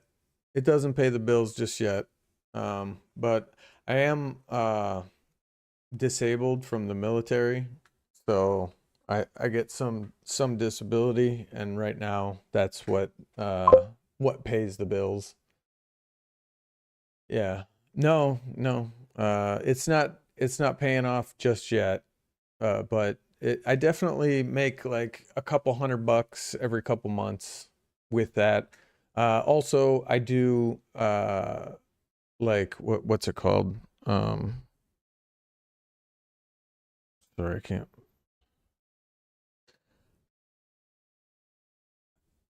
Trying to think of the word. I don't know, like side jobs, side hustles, right? I do like side hustles, like buying the laptops, refurbing those, and then, but the YouTube videos hopefully will one day take off, you know, and pay off. But I don't know if you guys have any ideas of like videos you'd like to see or things you'd like to see me do. Feel free to drop them on the Discord, and I'll put some videos together. What was my dog tag? What's it? I don't think you're thinking of the right word. Dog tags are, you mean call sign? I didn't have a call sign. Only pilots have call signs. Uh, no, I didn't get kicked out of the army. Mm-mm. No, I'm disabled. I have disability from the VA, so I get disability payments, which is not a lot, but I do get it. It's enough to pay the bills right now. And I've been living off my savings the last couple of years just because I had a bunch of medical problems a few years ago. Um, and I couldn't figure out what the hell was going on.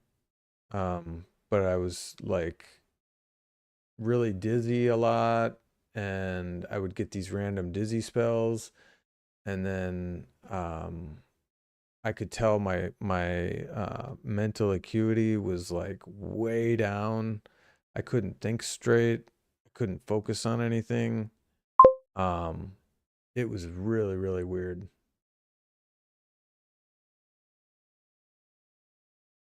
Okay. Dedicated distro review videos. That I could do. I could do that. I think with the dedicated distro reviews, what do you call it? Um, I would need like a checklist kind of thing, where like I sorry. Um so like a certain set of things that we would install on Linux and like check out and see how it performs. That kind of thing. Um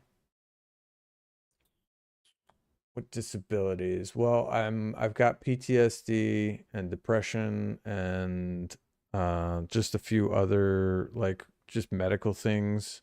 Also that's what was going on is like when I was having like just all these weird symptoms, right? And then I didn't know it was what I was eating, but like so I was eating certain things and I would just have these like dizzy spells, and then I would have spells where I would just have to go to bed. Like it would just knock me out. It was like borderline narcolepsy, where like all of a sudden I wasn't tired, but then all of a sudden I was like, I gotta go lay down. And then I'd lay down and I'd be like out instantly, like instantly. So it was like kind of like narcolepsy. Long story short, turns out my pancreas uh, doesn't function properly. So I'm not diabetic. It's called what the hell is it called? Pancreatic exocrine insufficiency, I think. Something like that. I know it's exocrine. So it's exocrine insufficiency.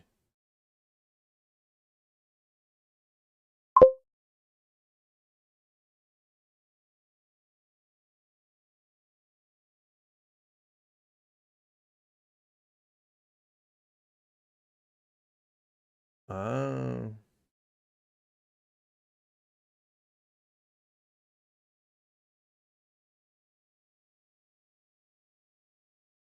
Yeah.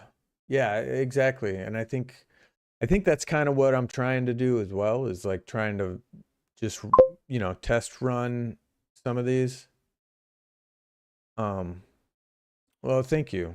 Thank you. I'm doing better, but I'll never get well again. I gotta take pills every time I eat something. So I gotta take pills every time I eat now, because my pancreas, basically, well, and Brazil probably knows about this. She's a doctor, right? Uh, so my pancreas does not produce the enzyme that is necessary for digestion and absorption of nutrients. So it's kind of fucked, right? So, whoops. Whoa, that was creepy. Anyway, my pancreas is fucked, right? So it's not gonna get better. It just does not produce uh, that enzyme, and as a result, I was I'd go into the doctor and they'd take blood and they'd be like, "Oh, it looks like you're deficient in vitamin D." So then they'd give me vitamin D pills. I'm taking those. I'm still having the symptoms. It's not helping. And then I go back in and they draw more blood and they're like, "Oh, now you're deficient in vitamin B, blah blah blah." And this. So basically I was severely malnourished and vitamin deficient. I was losing a bunch of weight, and it was because of the pancreas, because I can't absorb nutrients. And it was probably like this for a long time, right? Uh-oh. I got locked out. What's the password?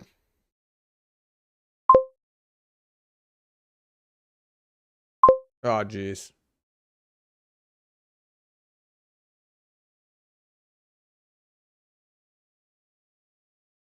Yeah. Yep. That's it. Pancreatic enzyme. I'm on Creon. Um, and yes, it has helped me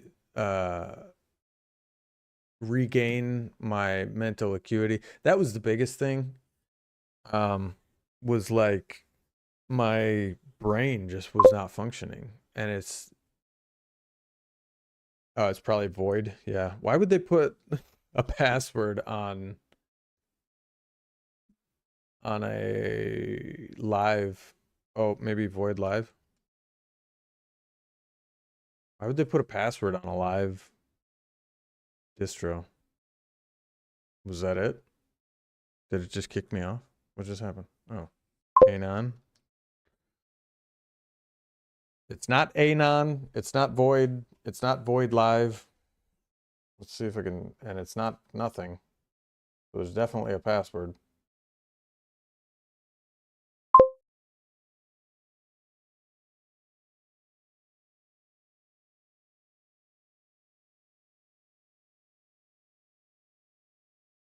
They have to. All distros have passwords.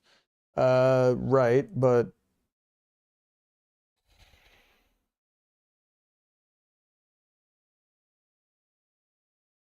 for a live CD, like to try it out, why would it need a password?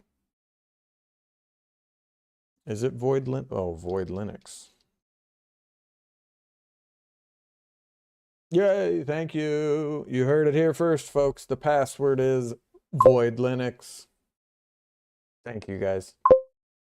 Thank you guys. But yeah, that's silly. I don't know why they would do that. A password on there. Just in case, just in case, I guess. I don't know. But I feel like for a test run, why would you need a password, really? But definitely good security. Love it. Love to see it. But yeah, getting back to that, like that's probably one of like the worst things. And all this was happening right after my girl got pregnant. And I'm going to the doctors and my body is like deteriorating. Oh, gotcha. Yeah, so like I'm tired all the time. I was tired all the time. I was weak because my body was eating itself, essentially. So I was severely vitamin deficient and malnourished for probably my whole life because and I think it got worse and then finally just shit the bed when I got COVID in 2020, 2019, something like that. And then yeah, my girlfriend got pregnant and then my body's like deteriorating and falling apart and she got bedridden because she has MCAS and we didn't know that. And so she's like swollen from the pregnancy and she's swollen, basically she's bedridden. So I'm like falling apart and I got to take care of her and myself and two cats and a lizard and a dog and our unborn baby. And so I'm falling apart, and I would have if they hadn't caught it and found out what it was, because I never, my entire life, I've averaged right at 150, right? It was always right at 150. And then when this started happening, I dipped down, right? I dipped way down. I lost like 20 pounds in the matter of like a couple weeks. Um, and I was down to like 130. Um, and you can imagine what that does to a person. I started getting all sorts of weird pains, back pains, neck pains, you name it, pains like everywhere. Because I was basically, it felt like I was an 80-year-old person. Because as you age, this is what naturally happens. Anyway, long story short, um, now I've always been at 150, and then since I got on the pills, I was down to 130, and since I've gotten on the pills over this past year, I'm now at 185. I've never been 185. Never. My entire life. So the pills are working, and I probably should have been 185 my entire life. Just my body, my pancreas just doesn't work. Yes. Yeah, allergic histamines. Yep, that's exactly it. And she had, they thought she had hypertension because no one knew that she had MCAS. And leave it to AI. AI figured it out. ChatGPT. She started talking to ChatGPT recently because she's been doing a side project. She's writing a book with ChatGPT's help. And so she's been talking to ChatGPT like about everything, and ChatGPT figured out that she might have MCAS, and then she looked at all the symptoms and she's like, son of a bitch, this is exactly what I have. This is exactly what I've had my entire life. So, and I know Brazilla has been working on AI stuff for the medical. I think that's a great, great use for AI. Absolutely. AI should be used for medical stuff, not for fucking making stupid videos about people twerking. Who cares about that shit? Like, help people who are sick, you know? Um, but yeah, so that's my story, really. So I haven't been working. I've been doing, I do some graphic design, like freelance stuff. And then I was doing Fortnite for a while, because during all of this, you know, I was like, it felt like I was losing my, oh, here we go again. What the hell is it? Void Linux. I felt like I was losing my mind half the time. Um, couldn't think straight, you know, couldn't stay focused. So Fortnite was like my only escape from reality, and it was nice. So I started streaming because I gotta tell you, when we all get there, like, you'll know. I felt like I was dying, and that's a feeling that you will feel in your soul.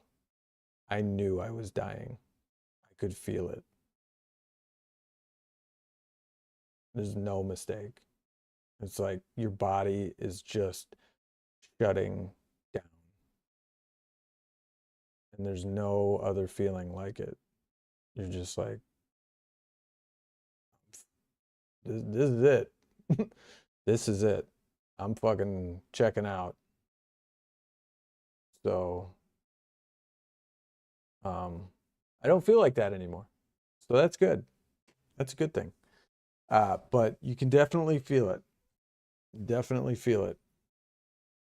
So anyway, this is a great little OS. Thank you. Thank you. Dato. Thank you, Dato.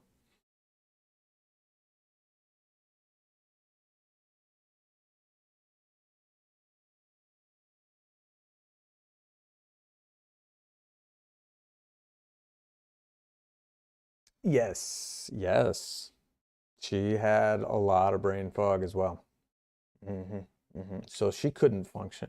So literally, it was like the blind leading the blind. Because I'm fucking like dying. I'm on my last leg, and I'm taking care of her, who's like bedridden with our baby. Like, and seriously, like, and yeah, we joke about it, but not really. Now that we're both feeling better, but it's like we don't blame Cooper, but we're like, damn, Cooper, like you almost took us both out, kid. Like you don't even know. You almost took us both out. Like I was dying, she was dying. Like it was bad. It was a bad pregnancy. But we were blessed with a wonderful, wonderful baby boy. He's absolutely gr great and crazy in all the good ways and just fun and brings us so much joy. He, he's he's amazing.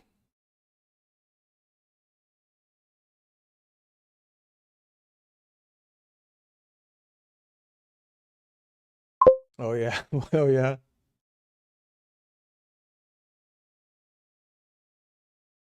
Yes. Yes, it is. Yes, it is. Well, and it's I think of all this AI stuff too, and there's computers and all that, and it's like it's almost like they're kind of like pushing us the other way, but we can still use the computers and design and things like that to create another society where we don't really need computers.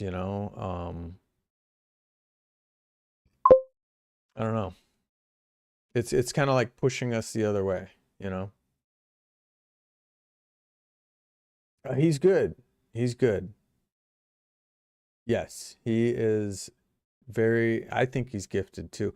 He got into painting.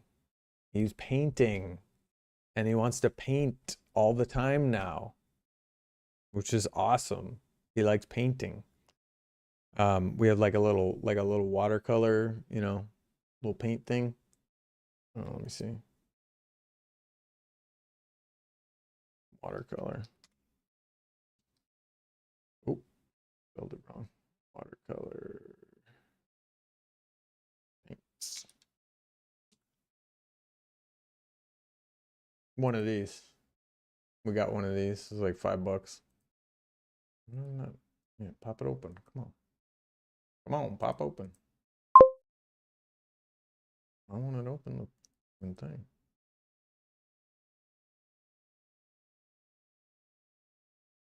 Yeah, one of these. And he's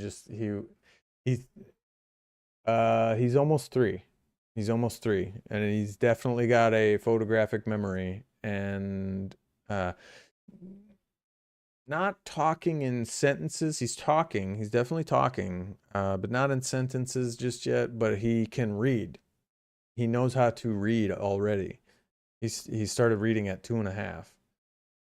But we got him one of these, and he loves it. The little watercolors things, right? And I like close it and put it up on the counter, and then he'll grab my hand and take me over there, and he's like pointing at it or throwing my hand towards it. He doesn't really point that much, um, but he wants to paint all the time now,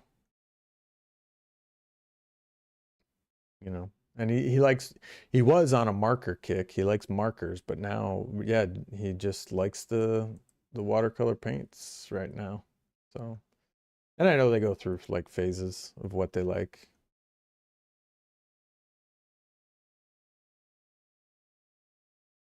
So, but yeah, really, I started streaming because I thought I was dying and I wanted to leave something for my son.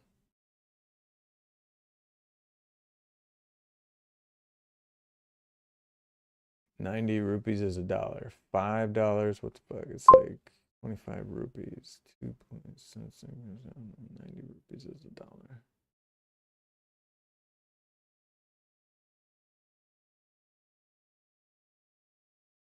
An IT dad? What do you, are you You mean me? I'm not an IT. I'm a designer, but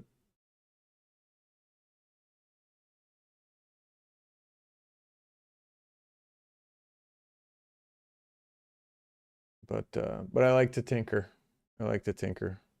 Um, yeah, don't be jealous, but no, I wanted to leave something, you know. So if you go back through all my Fortnite videos, like, you know, and not all of them were directed to him, but I wanted to at least leave him something to let him know who his dad was.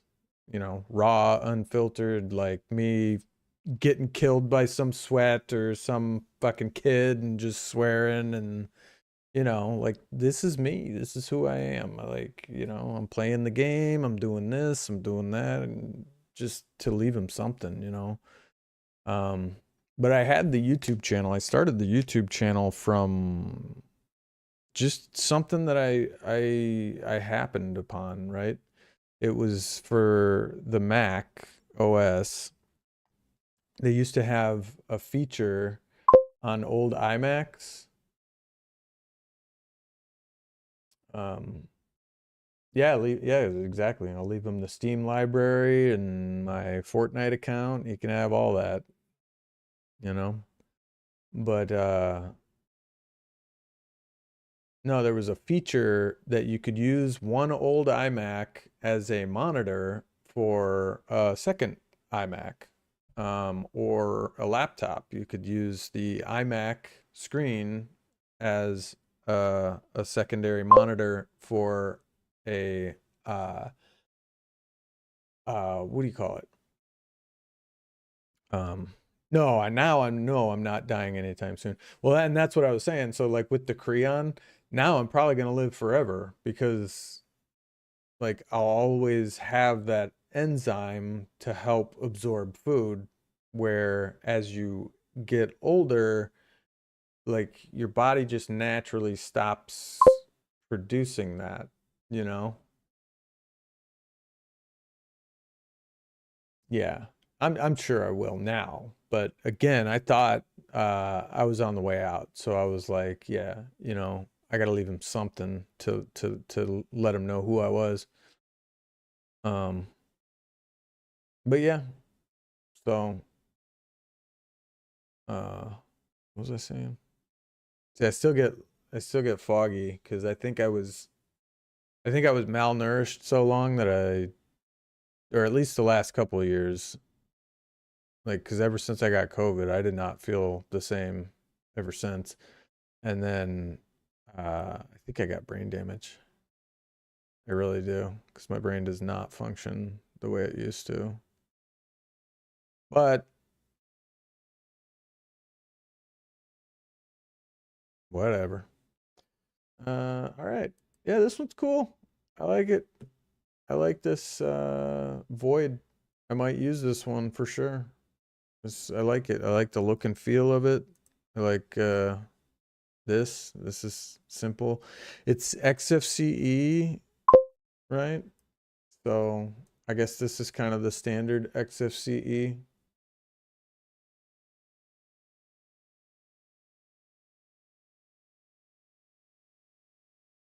Yeah. Yeah, I did. I archived all the Fortnite ones on my tech channel. Oh, that's what I was talking about. So there was a feature called target display mode, and I got into installing new OSs onto the Mac systems. So I was installing Ventura on older iMacs because I had a couple iMacs at the time. So I wanted the newest OS, and I found out you could do that.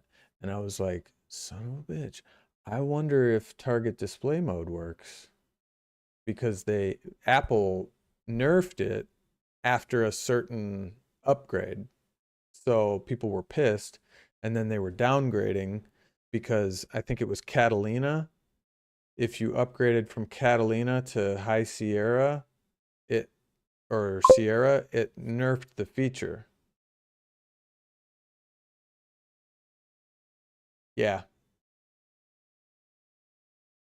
Yeah, and that's why I was falling asleep. That's exactly why I was falling asleep. If I ate anything high in fat, like instantly. Instantly. But so anyway, I found out that I think it was in Monterey at the time that if you upgraded both of your iMacs to Monterey, target display mode worked again.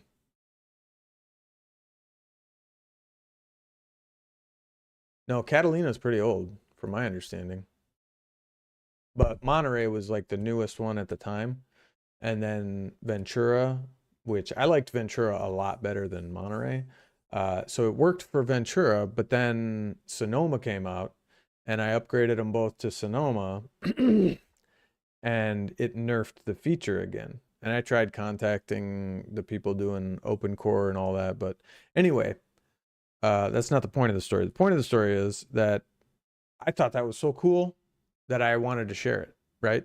So I just made a YouTube video about it. Didn't think anything of it. That was my first YouTube video. Didn't think anything of it.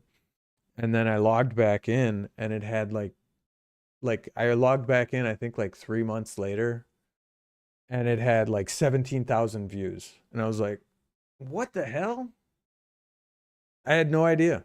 I had just like uploaded it to share, like, because I thought it was cool. I thought other people would want this feature back, and sure enough, they did because it had like 17,000 views on it.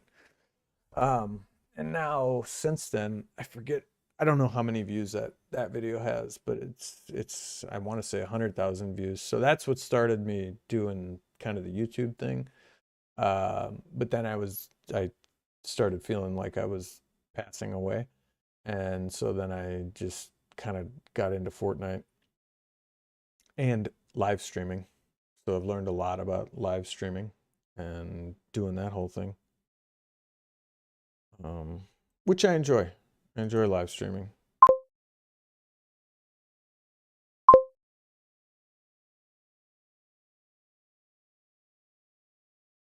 Ah, my dad used to use Arch.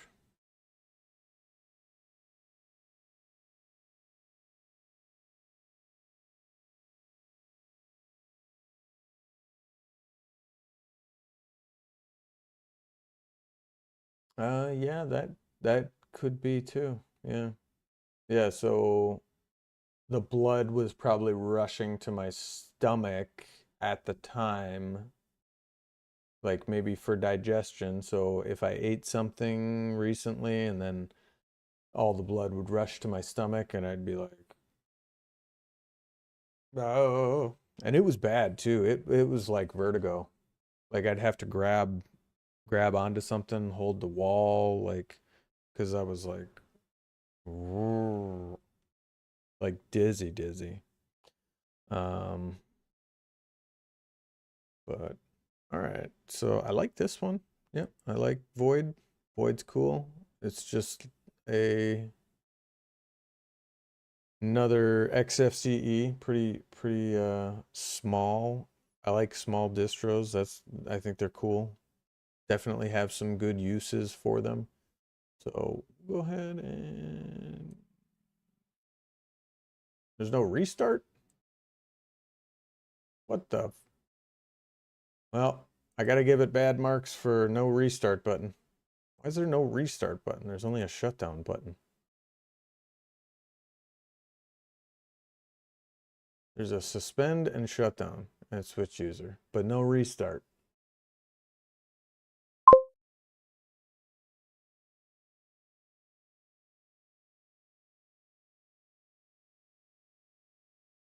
Yeah. Yeah. And it's not, sudo reboot. I was gonna say there's probably just a sudo reboot command, huh? Oop, if I could spell. This is why, see, this is why I still look at the keyboard because I always just fuck it up. Whoops.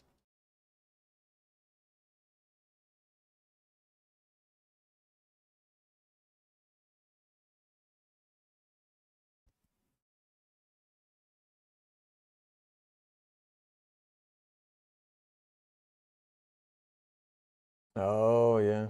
Getting white out blurry. Mm. Yeah, and I never, like, I was more like a snacker always when I was growing up. Like, I was just constantly, like, just eating chips here, eating this there, you know, like snacking on stuff. All right, guys, what should we try next? We got, let's see. I wanted to try Porteous. I wanted to see what the gnome Porteous looked like. It's really small. Another small distro, only 461 megabytes, which is insane. How much was Void? Void was 1.35 gigs, but this is only 461.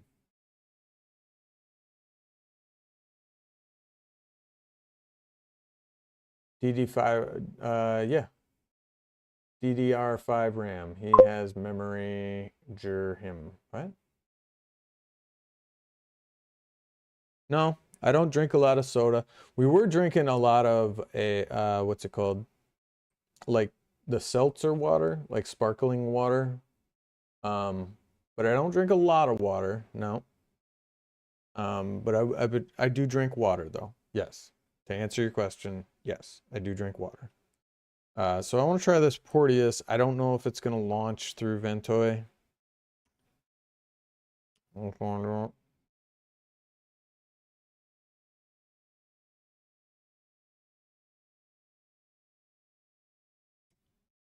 Well, that doesn't look promising.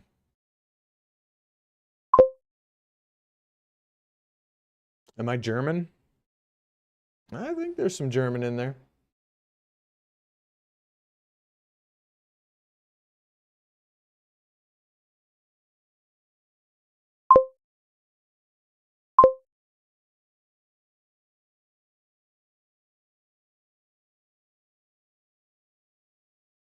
Oh, no, I'm in the US.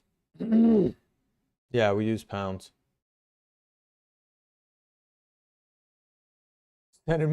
Centimeters and kilograms. Well, I'll have to use Surrey for this one. What's 5 foot 9 inches in centimeters? What? Are you serious?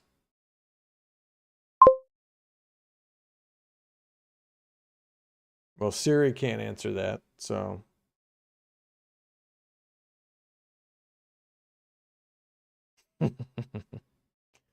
um, Let me just look it up. Oh, okay. German people love sparkling water. No. Yeah, I don't think Porteous is working.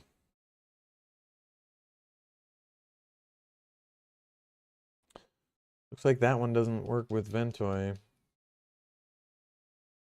Hang on a second. Let me just get this back up. I wish I knew what the boot command was for this stupid laptop. Or this, whatever the hell this thing's called. Oh, cat's calling. I'm still streaming.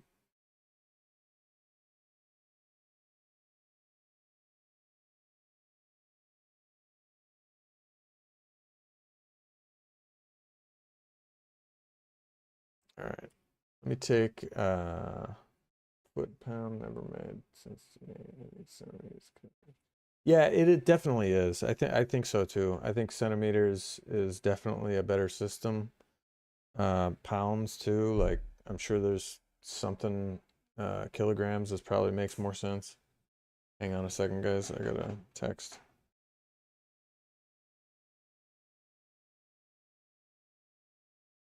Okay.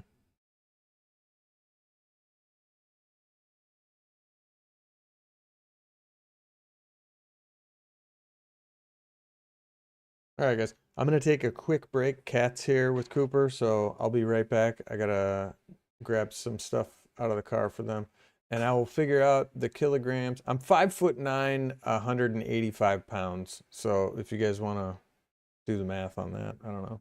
I'll be right back.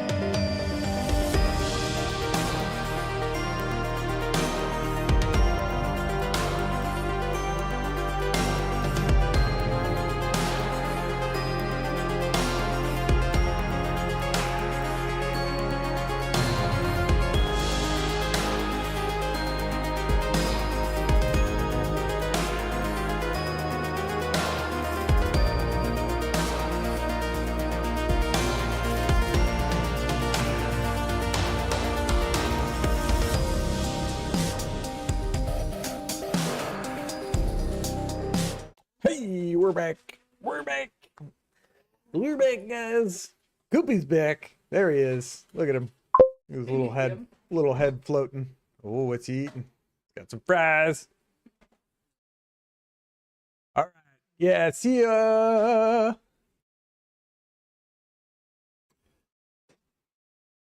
See you later, Ivy Tail. Thanks for being here, bud. Oh geez, I missed some stuff here. Foot and pound never made sense. Celsius doesn't make sense. I like Fahrenheit. Asks how hot it feels in Celsius. Asks water how hot it feels. Yeah. By the way, wine staging implemented the Adobe patches. You can try that instead. Wine staging implemented the Adobe patches. Really? So for all Adobe? That's interesting. Let me see here. He's in the back there a little bit. So, but yes, he's a little tiny guy. So, Strawberry Kitten says, by the way, wine staging implemented the Adobe patches. So I don't know what that means other than that it sounds like wine has adopted some of the Adobe patches, which is good. So that is exciting. So you guys don't want to try another OS real quick? I just want to see if the other one works. The other Porteous, the KDE. I don't think it would, but we can try it. Now, what's the difference here where it says boot into normal or boot into Grub 2 mode? Does that make a difference? No, same thing. Same thing. So this one I might have to actually put on a step. What happened? Oh, jeez. Feeding the cats. Availability of cumin seeds. I don't know. Cumin seeds? Can we get cumin seeds? Probably. I mean, I think pretty much anything you can order around here. Oh, wait, what am I doing? I thought we were gonna... I probably should have just done a local boot.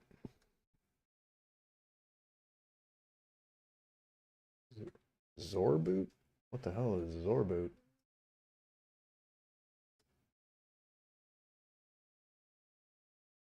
Oh. So I can get into Windows, but how do I boot into...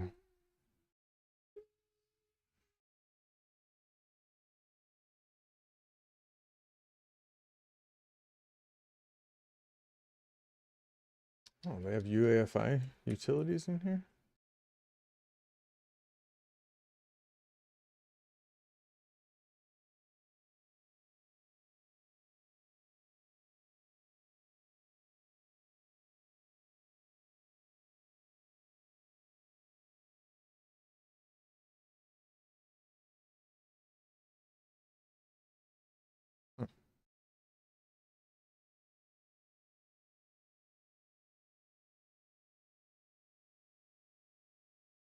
Let's see.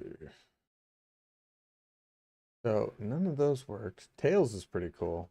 I don't know if you guys saw Tails. Tails is cool. I liked it.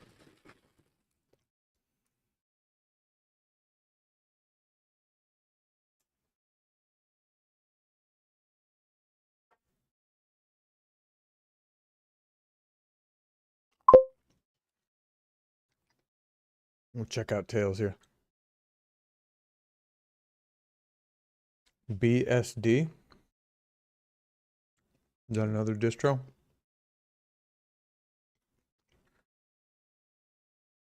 Yeah, let's do it. Have you guys tried Tails?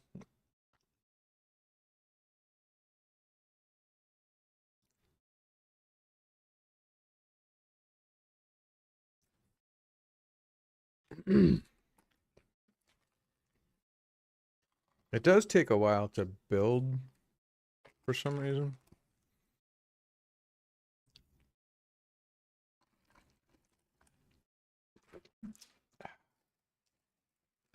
What's in here? What's this egg roll looking thing? It's what? Oh, nice. That's fun. There we go.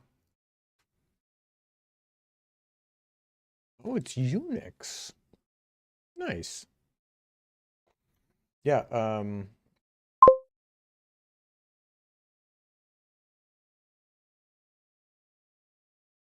Apple is based on Unix.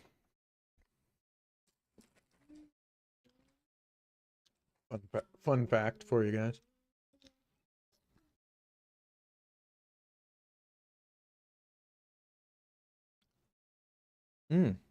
Okay. Then I definitely would want to try it.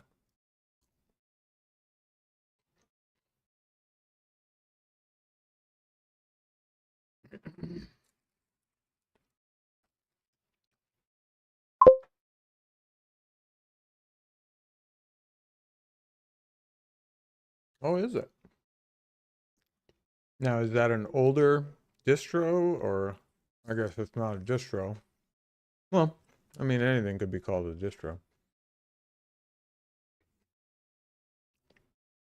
So right out of the box, this Tails, it uses a Tor connection. I'm not exactly sure what that is, but you can browse the internet anonymously and uncensored now.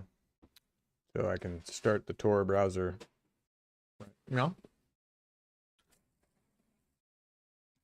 And I think it has DuckDuckGo built in. Explore privately. Or, well, I guess this would be the Tor browser, but DuckDuckGo.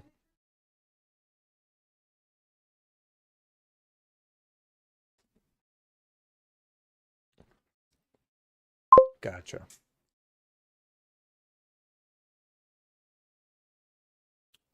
Um, oh, okay. It's good for server. Okay. You're talking about BSD.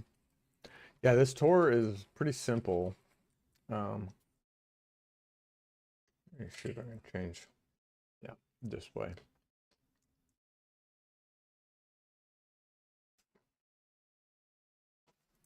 Always defaults to my widescreen, obviously.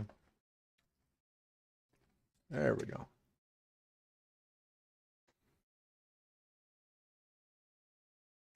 That's a little big. Let's pull it back a little bit. There, that's better. You guys see that okay?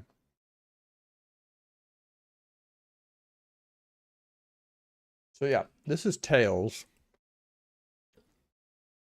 It's got the Tor browser to where you can browse privately and anonymously. Right out of the box, you can go dark style. I smell gnome. Yeah, I like it. You know, I'm kind of torn. I like what do you call it? I like KDE and I like gnome. I like them both. You know?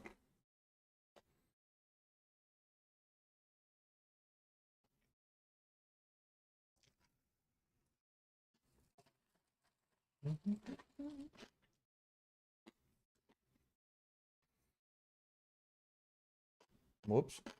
Don't do it. I did it again.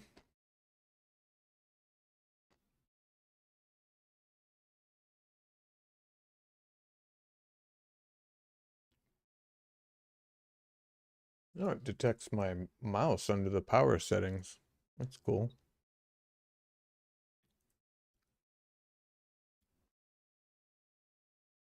Yeah, it's got hot corners, appearance. It's very Mac-like. Can set up, I don't know why out of the box it doesn't come with a wallpaper. Like it has a bunch of wallpapers in here, but out of the box, you know, it doesn't have one. Which is weird. Default. It's okay. Is he feeding the cat? Yes. Cooper. Feed him. Put him in chicken tender. You gave him a Cooper. Feeding the cats. Wonder where he gets that from. I don't know. He's just being nice to him. What a nice kid. Yeah. Sorry, guys. I'm eating lunch right here. I'm hungry.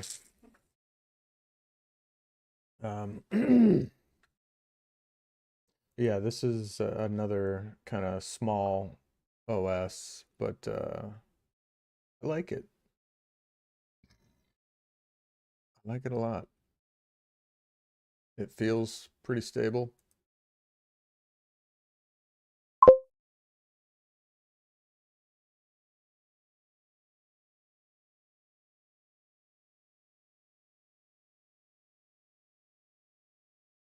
One thing for you to remember in your mind.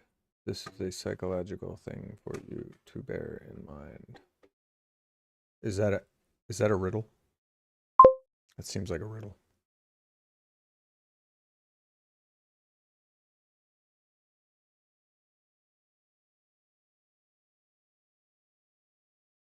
Oh. Well, that makes sense as to why I was going to sleep all the time. Because the digestion was not complete. That's for sure.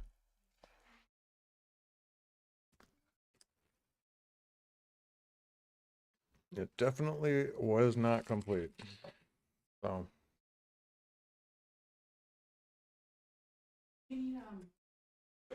No, I'm using the rest of this. Oh, hi. Hi, little guy. Oh. Okay. It's got a tag on him. Yeah. that's So they don't lose them.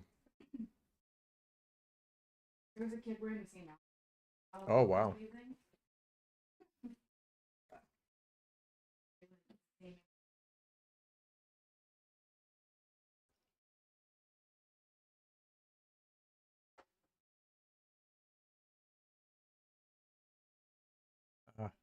Uh, that's interesting.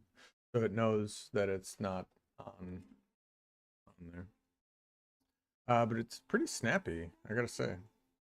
Like for just this tiny little OS, it's pretty snappy.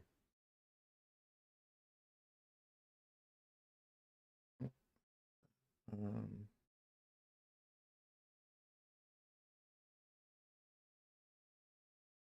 it's got some good built-in apps for a browser. There's this key pass XP. Got a metadata cleaner. Oh, it comes pre-packaged with GIMP. Who needs Photoshop? Am I right? There it is.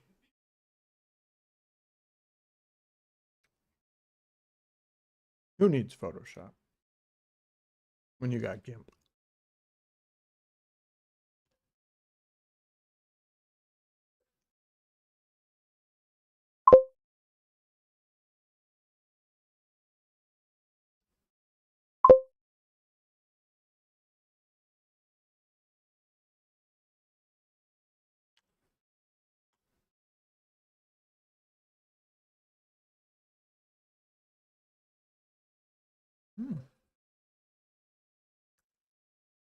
Human and alternative could be ginger. Yeah, I drink I do like the ginger. We have a ginger tea, like ginger and lemon.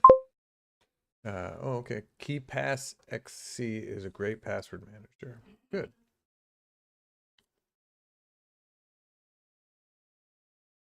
Yes. Yeah, lemon and honey. Yeah, so I do the lemon and ginger tea with honey, and it's really good. Of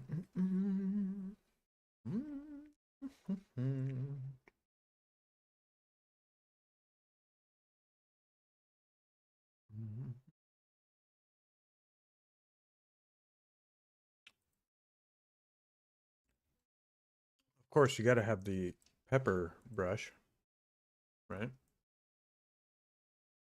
The pepper brush and the GIMP brush. Wait a minute. You got a brush on the marching ants, but when I clicked it, oh, so it does a random. Oh, now he's got a pepper in his mouth. I'll be damned. What is this one? Peppers?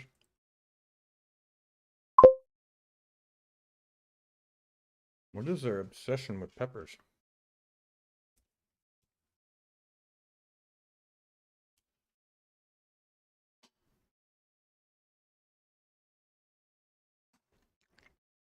No, I just really I don't have I used to have LastPass, but anymore I just have a lot of stuff on Chrome, the password manager, but um any kind of like real secure passwords I just keep in my head.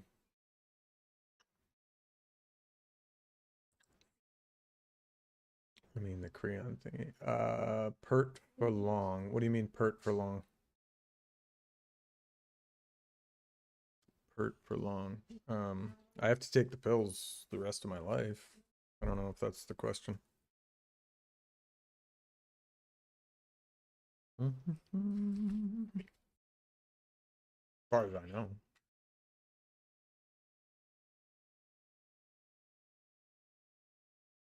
That's a nice brush. On the wrong keyboard. I can give him a little beard. Oh, 5 o'clock shadow.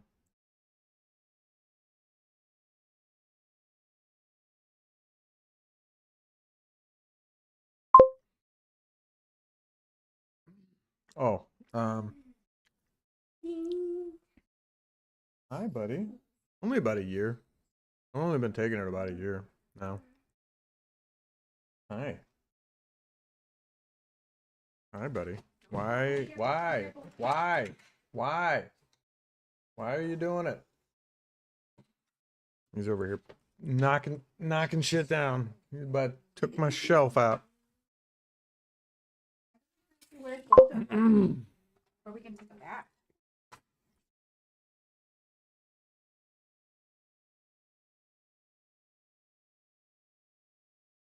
Hmm. I haven't gotten there yet. I was saving it.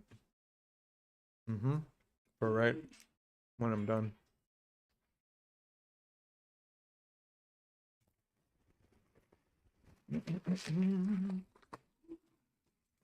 We have the meat. Alrighty.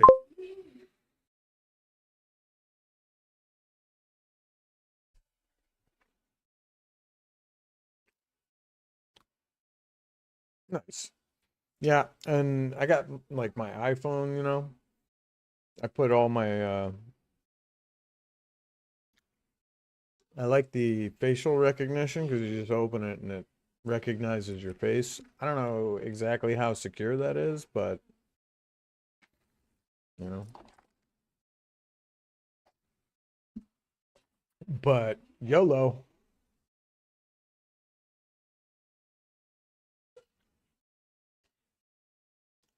Woo! Yeah, some of these brushes. Oh, oh, it is. It's a scatter brush. That's nice. Does that work? Yeah, it does work. Okay. So it seems like some of the hotkeys are similar to Adobe. That one's not. Yeah. See, like, and that's simple stuff. Like, why don't they use the same hotkeys as Adobe? Right? They have a lot of the same tools as Adobe. Like, is it so hard to just use the same hotkeys? Just saying. You're trying to make a tool that, you know, competes with Photoshop. Why don't you make the hotkey, at least some of the hotkeys, the same?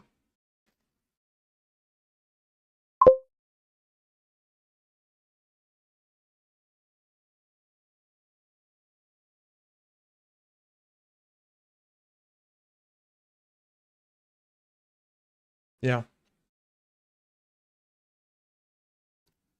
Yeah. It does seem like a bad idea, but whatever.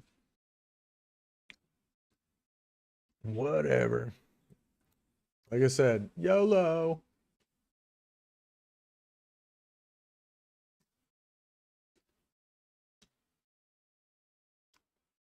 So paintbrush is P instead of B, because in Photoshop it's B.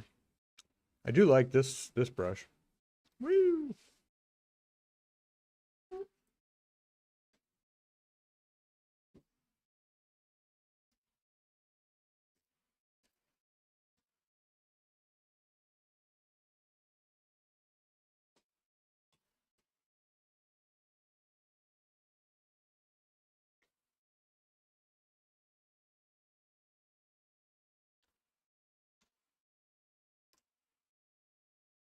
Where are my where are my layers?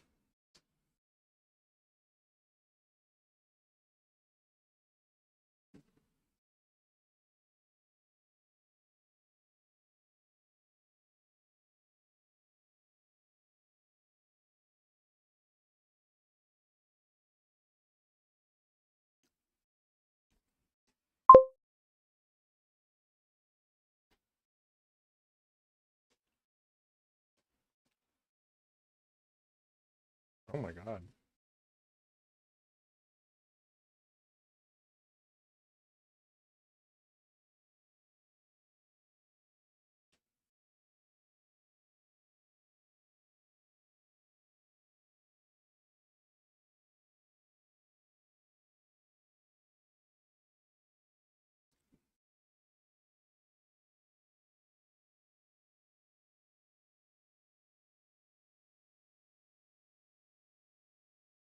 Whee!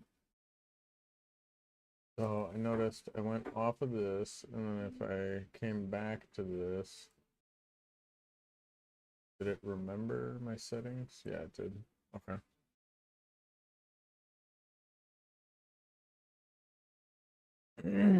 Oh, sorry, I missed this here. Call signs only for pilots. Duh. What was your position in the Army? General Secretary. No, I was not a secretary or a general. I was actually a aircraft electrician in the Navy, so I wasn't in the Army. I was in the Navy. It's a masterpiece.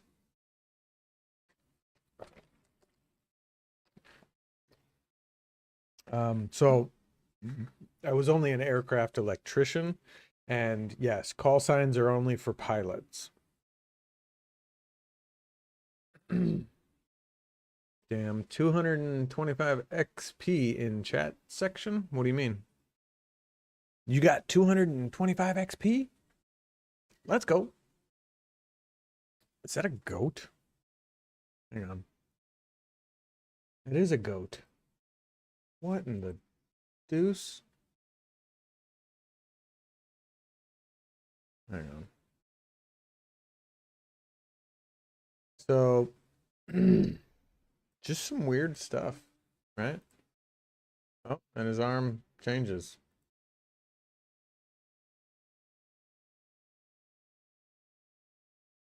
It's weird, right?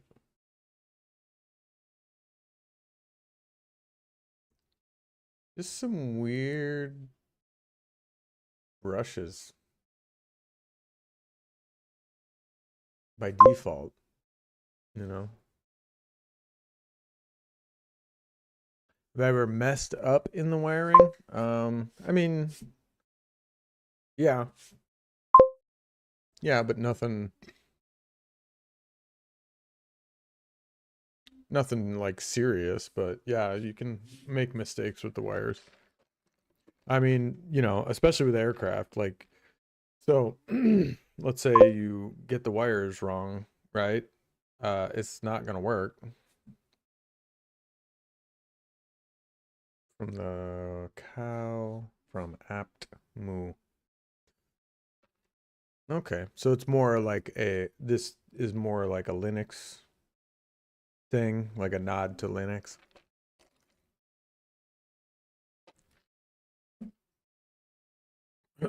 Like, okay, like I understand this. Like, I get it. That's your logo for the software. I get it. But what's with the pepper?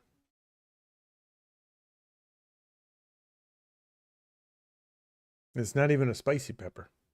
It's a pepper. What's with the pepper? What's that about? Just, you know, an interesting selection of brushes that they choose to include here. That's all I'm saying. You know, and I know they're not competing with GIMP or competing with Photoshop since this is free and open source, but like I said, like why not make some of the things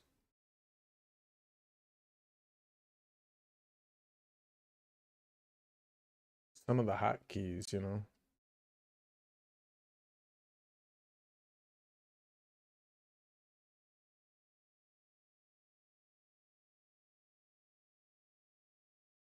Yeah, probably at this point. I mean, he's painted like 3 or 4 times. So, I mean, he's basically a pro now.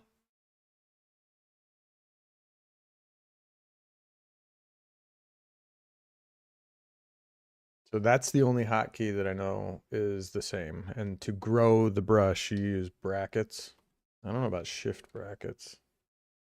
Oh yeah, shift bracket did something. Not sure what that's doing. Maybe from this brush to the last brush. Ah, look at that. We just discovered something new. So if you go that brush, hold shift. Yeah, so You go from your last brush stroke to the next one and hold shift.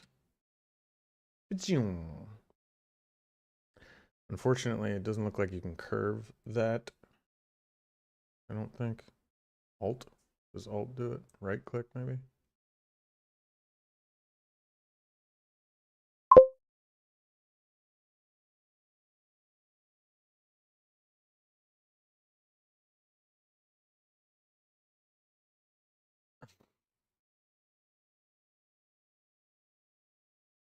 There it is. There it is. A masterpiece. It's a masterpiece.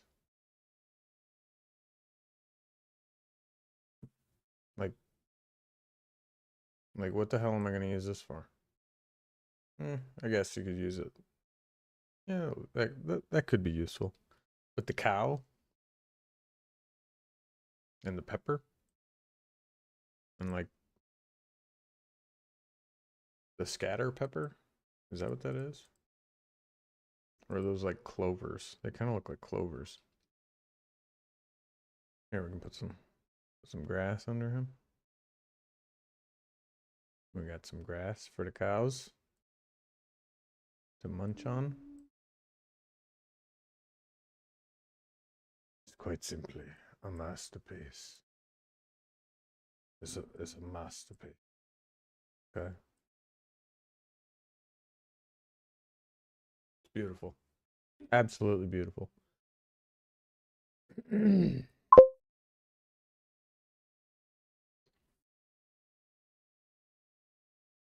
What's GNU? What's GNU? I don't know. Anywho.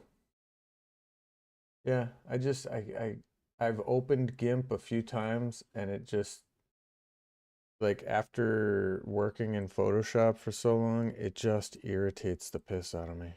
It really does. More than anything, it just irritates me. Yeah, and I think you can get plugins to change the hotkeys and all that. Well, you can probably just manually change them, but I think somebody put together something that makes it look more like Photoshop.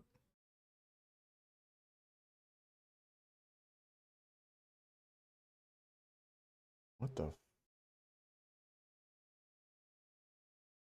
That was confusing. Anyway, so we got GIMP built in. It also has LibreOffice built in, which is nice.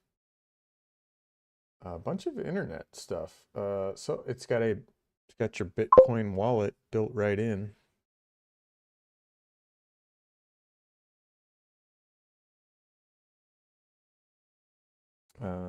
Let's go talk for 4 minutes or so. Where do you see yourself in the next 10 years?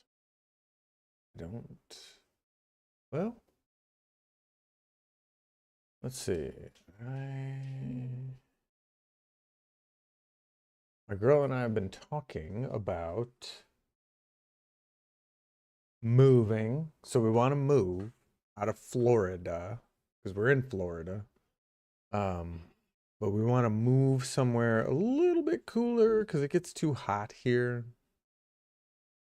And everybody's cranky and nobody knows how to drive. So I see us on a farm or on some land somewhere where we can start like not farming, but like have some land where we can grow food. Not a full-on farm, but like a small farm, grow area, so to speak. So we can grow some food, maybe some cumin and some ginger and some peppers. So that's where I see us. And we're in a small, you could call it an apartment. They used to be apartments. We're in a small apartment and we want to get a bigger house. So I see us in a bigger house because Cooper's going to need a room real soon so that he can do all of his wonderful paintings and do all of his live streaming because he sees me live streaming and I think he wants to be a performer of some sorts for sure.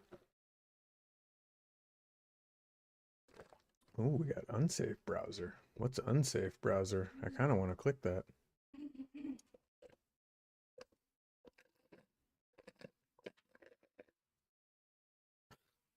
That's silly. This browser is not anonymous. This is really silly. Unsafe browser does not use Tor. The websites you visit can see your real IP address. This is why we recommend you.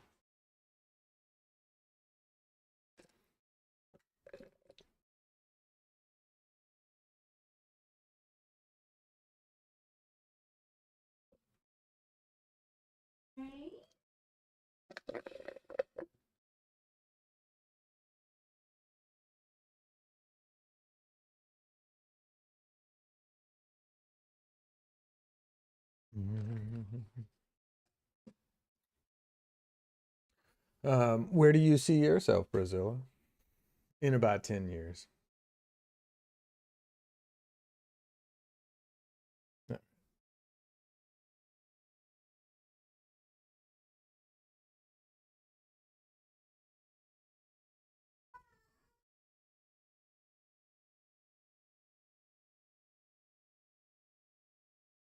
I don't know what persistent storage is, but then we also have Tails Cloner. Oh, about Tails. Here we go.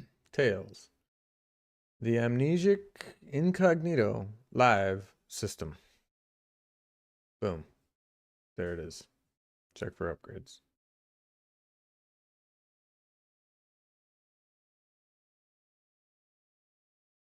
It's probably not going to check for upgrades, but there you have it, folks. That is Tails. I'm not sure what else we got in here. We got System Monitor, Tails Cloner again. Settings, semantics. Check the System Monitor. Here it is.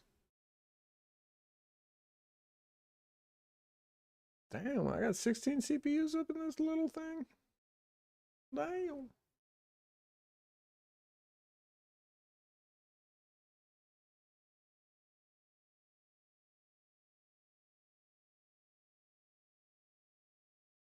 Not much running. Yep, Gnome, Pipewire, Gnome Shell.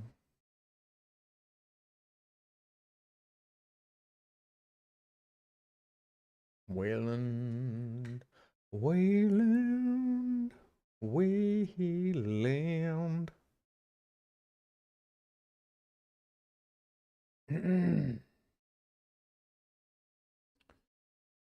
VFAT and squash. FS. Okay, so VFAT, squash FS.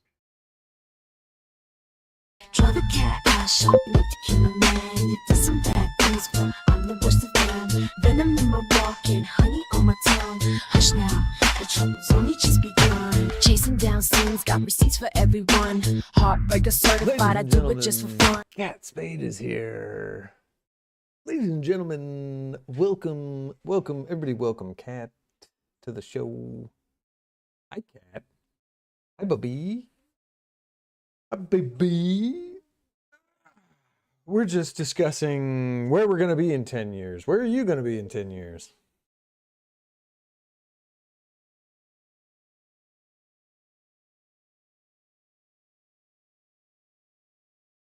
And going over some operating systems. Family, there it is. Family and Friends Commune. Brazilla! Brazilla says, hey. It keeps doing that. I was trying to go pull this back. Okay, doesn't want to go back. I'm assuming these are in RAM. It's not running off the hard drive.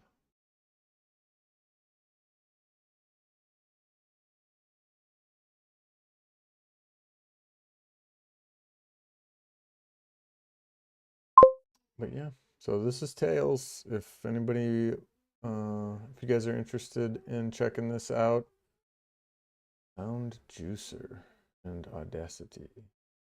Oh, it's got videos. What else we got here?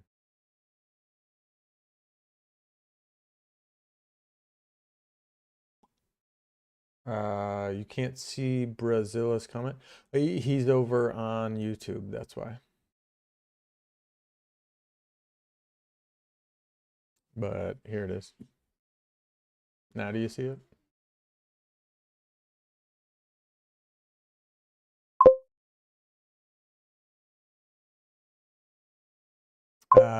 He might be on the other YouTube. I got two YouTube. Unfortunately, because I don't think I can combine the chats. They're working on combining the chats. And I hear myself in the bathroom. It's kind of weird.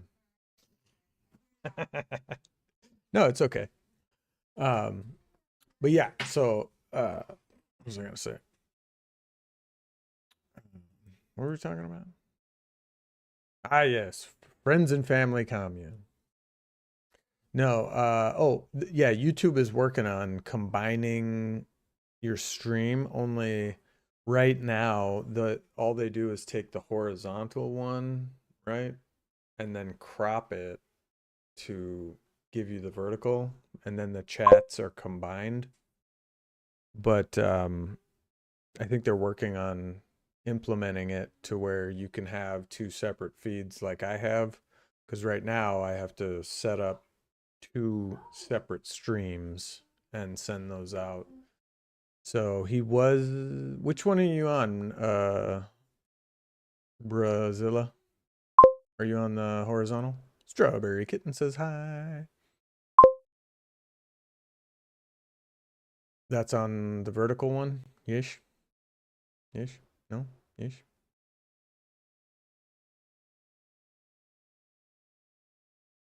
17-month subscriber. Look at you. Look at you over on Kick. Wow. Oh, you're on 3. I got 3. That is right. So I don't know what this videos app is about. There's nothing here.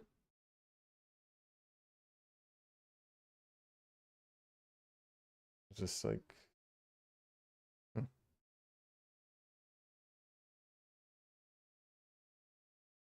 maybe this is a place to like store all of your YouTube kind of videos. I don't know what this is. Does anybody know what this is? Add local video and then add web video.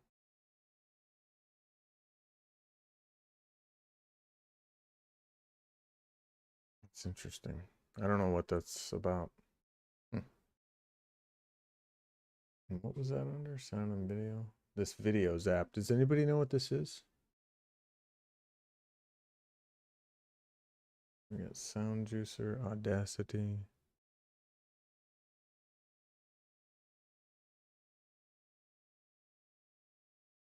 Audacity, news, effects.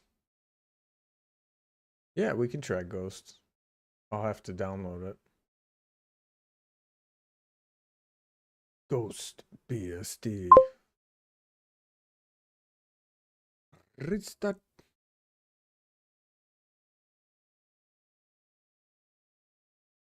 Let's see. This should boot into Fedora. It shouldn't.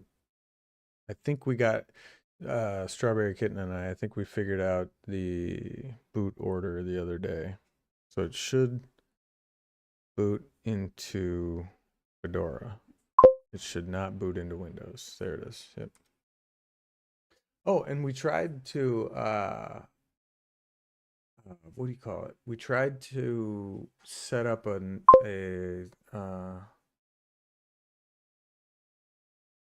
what the hell's the name of that thing?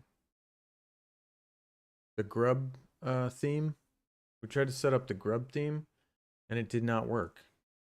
It said it installed and it didn't do anything. All right. So let's see. You said Ghost BSD.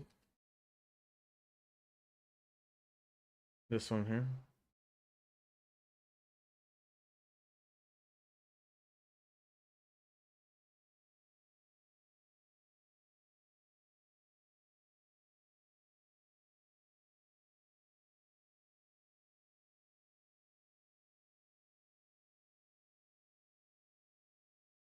Robo Nuggy.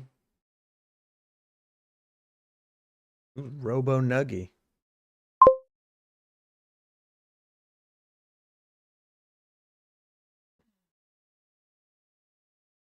She's an excellent cook.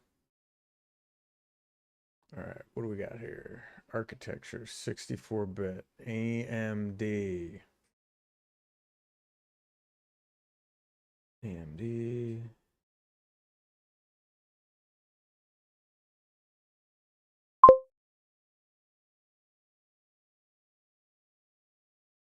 That's right.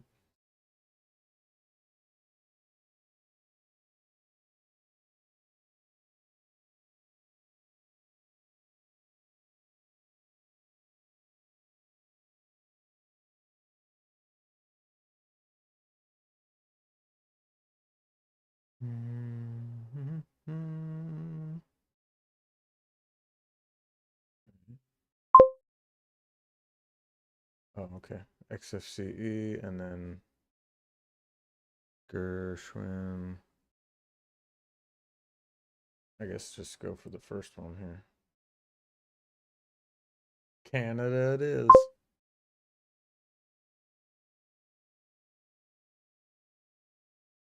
Oh yes, she makes the best chocolate chip cookies, and the last one she put like some sprinkles in there, and they were really, really good.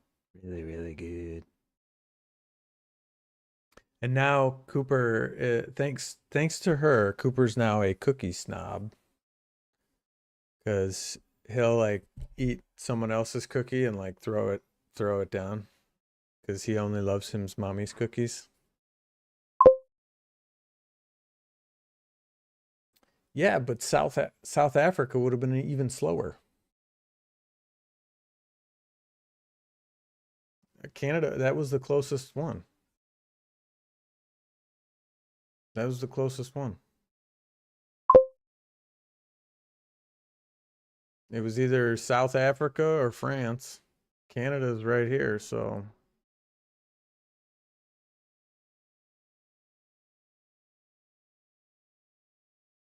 yeah. And it is a wired connection, so but anymore, I mean Wi-Fi has been faster on some days, I feel like. But I am wired. Ooh. Ooh. Hang on, I'll be right back. I'm gonna get some water.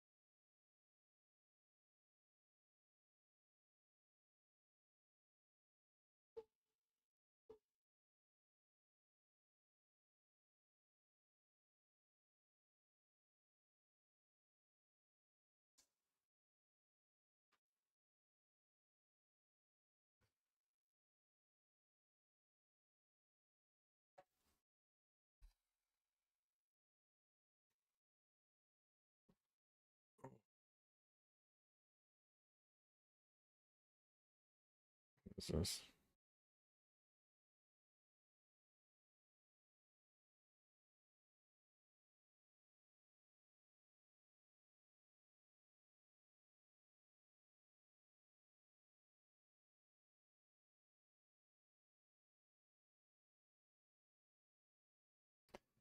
On Ghost.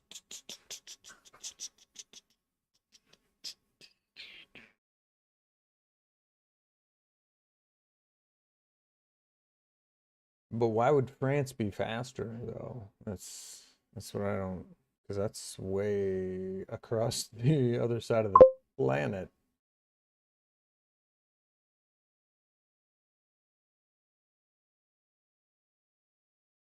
Yeah. Yeah, and it's I think it's just honestly some of these servers I've noticed when they're uh, when I'm downloading Linux files or ISOs. Some of them are just really, really slow. So I think it's more the host server, not so much the internet connection speed. I think the servers are just dishing it up slow. Slower than advertised. Yeah, because it says only 12 megs per second, but like it should be a lot faster than that. Like that doesn't make any sense at all. Wonder, does this work? Oh, it did. I'll be damned. If you hit Control and tap, it opened in a new tab. So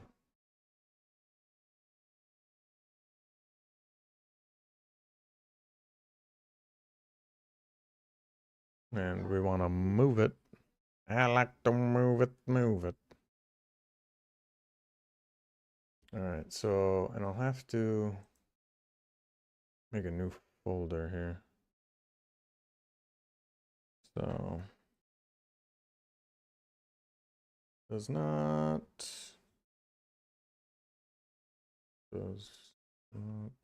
work in inventory. Does not work in inventory. That's Porteous.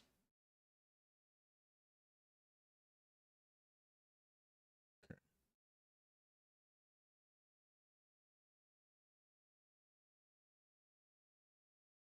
Oh, that's weird. That was an image file?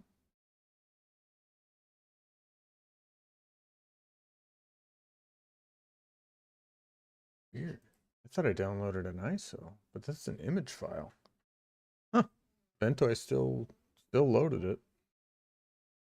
I didn't realize that. I got all kinds of stuff in here.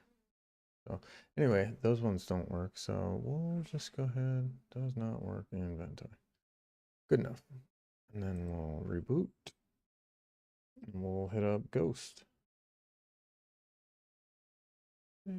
Restart. What do you think it is? F7, F12, F something? We'll do F7 and F11. We'll see what it does.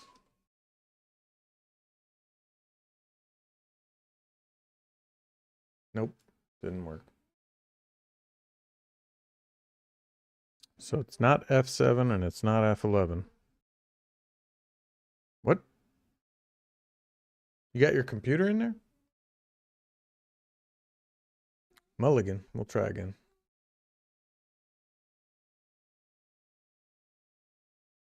I gotta figure out what key it is. And I even looked it up, and in one place it said F7, another one said F11, so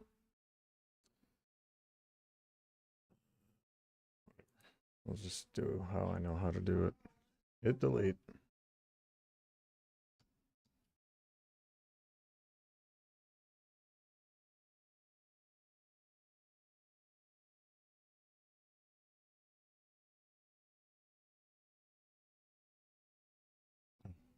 Sorry.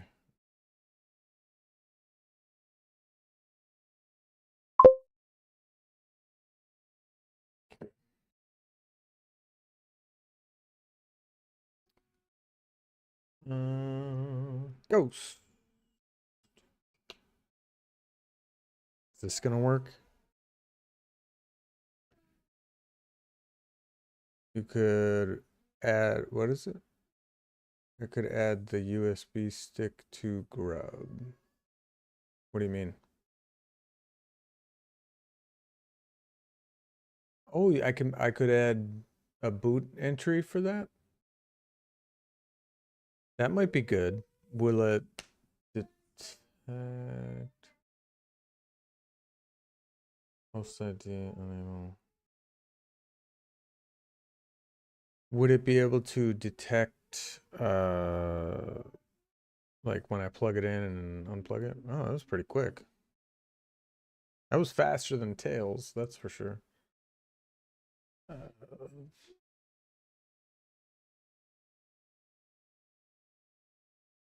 man.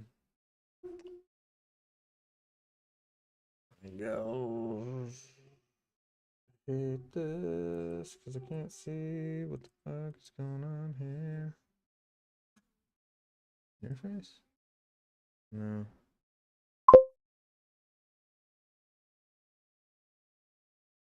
Okay. Yeah, we might have to do that. That would be handy.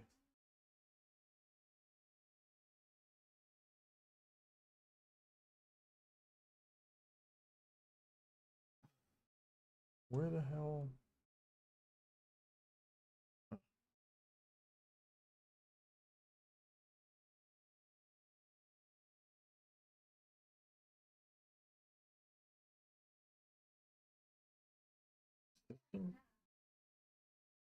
Place it. How do I?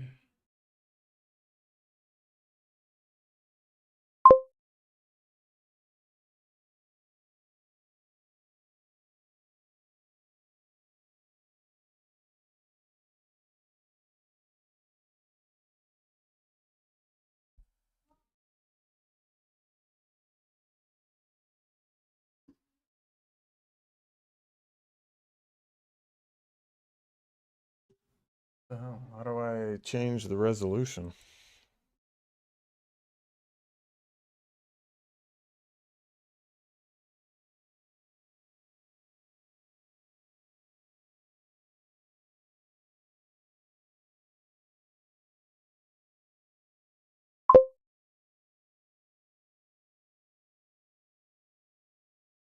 I didn't see that up here under system.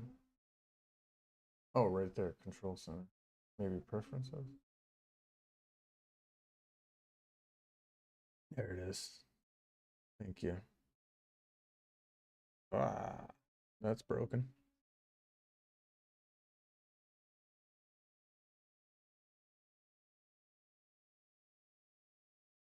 Oh, thank God.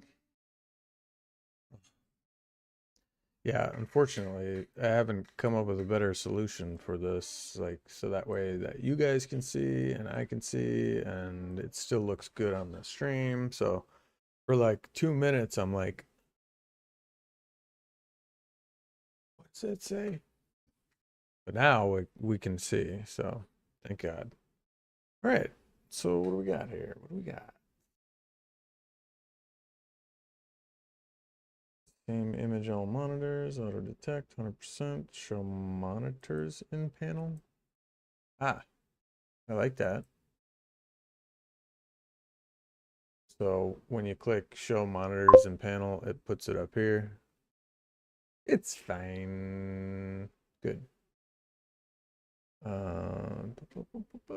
Same output, configure display settings. So right there, that's what I needed. Configure display settings right there. So I like to put that on there just, you know, especially if I'm, you know, at home and then need to switch over. Yeah. Yeah.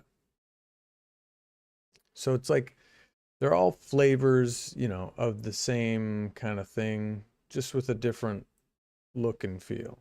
Now there's apply and then apply system wide, which is weird. But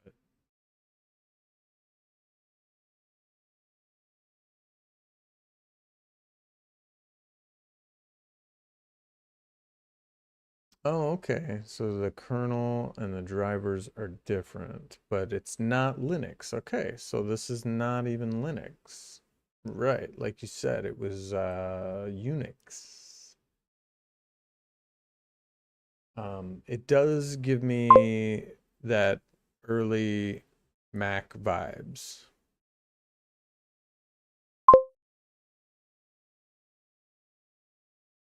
Um, which one? You could try GNU Herd next. Is that another one?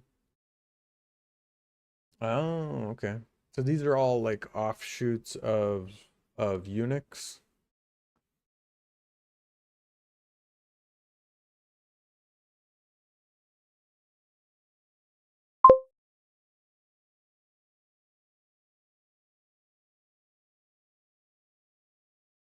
Oh. Nice. Displays, keyboard shortcuts. That's nice. You got all your keyboard shortcuts just right there. Oh, and it's got the same scheme as freaking Apple used to have. Close that now. System info. Ah, here we go. Live CD. Oh yeah, right here. Mate. Is it mate or mate? Mate. Mate. System info.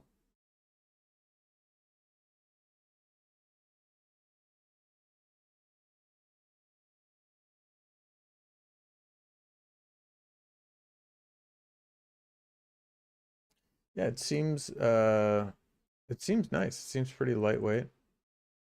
How do I? Oh, there we go. Just hit escape to make that go away, which was weird that it doesn't have an X on it. So literally, you'd just be sitting here like, what do I do with this? Let me see if I click off of it and hit escape. Oh, it does. So if I hit escape anywhere, it closes the window. Not sure if I like that, but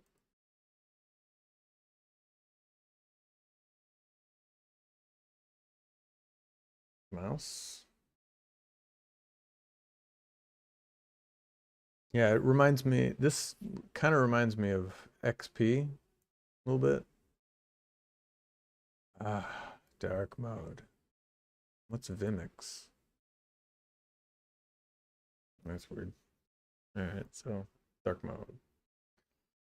Dark mode. Got some cool backgrounds here.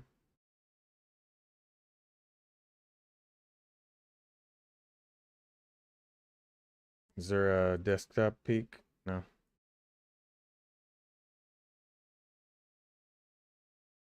Is there? Yeah, there is. Okay, right here.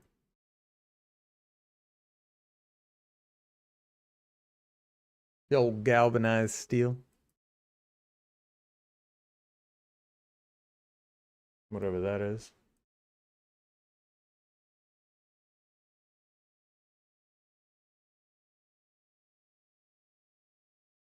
Like I said, the desktop, that's half the battle right there. You gotta have a good background image. Because without a background image, you don't really have a desktop environment. Know what I mean?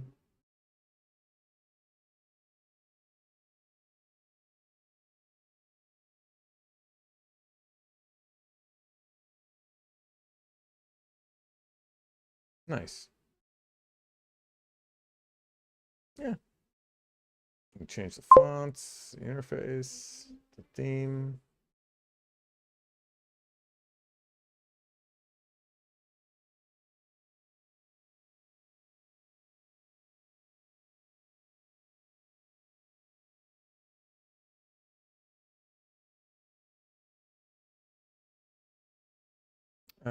Sub video where you put in background music and another non-BG. Where's the background music? One gets better reach. What do you mean? Sub video where you put in background music and another one non-background music. I don't know. What do you mean by that?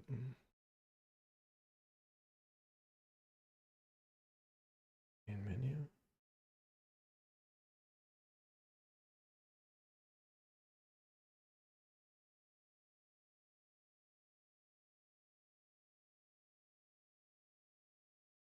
Oh.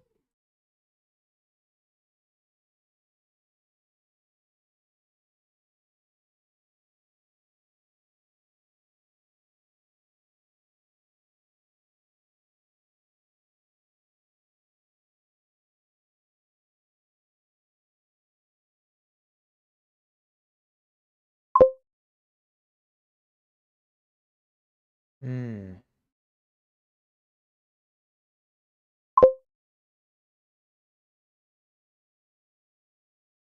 Oh, I see. I see.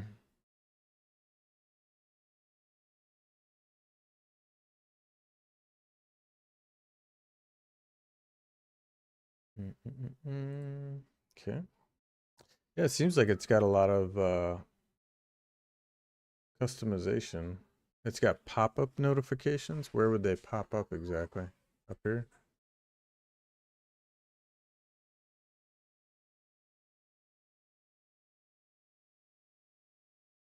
But yeah, it definitely reminds me of what's it called? I mean, it feels like Linux, but it's not, like you said. So this is not Linux at all. This is Unix based. Cosmos. Ooh, floating gnome. Floating mate. Ooh, that's fun. Yeah, we'll do that one. Station tweak.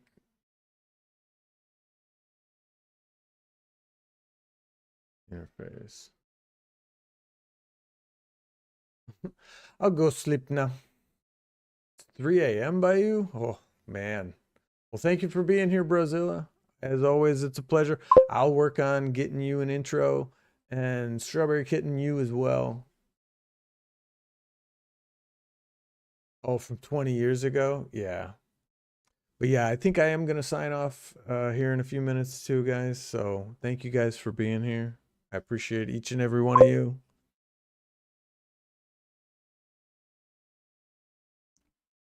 But yeah, I definitely like this one. The other thing that worries me, you know, about going with something like this is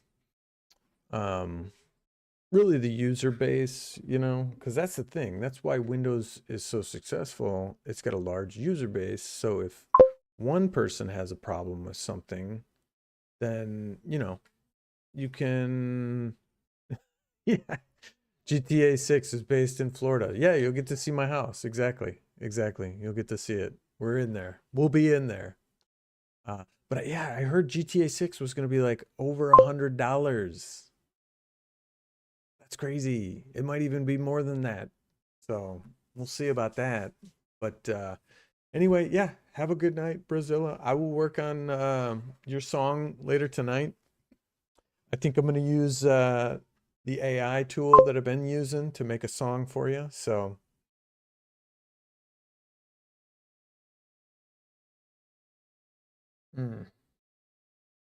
well, right, but yeah, fixing complex errors. Yeah, I get that, but like, you know, and for the most part, there's not a ton of errors that pop up these days, but back in the day, I'm sure it was worse. Um, but I feel like since there's such a large user base, there's so many different forums and information about people having similar issues and the solutions that they found for it.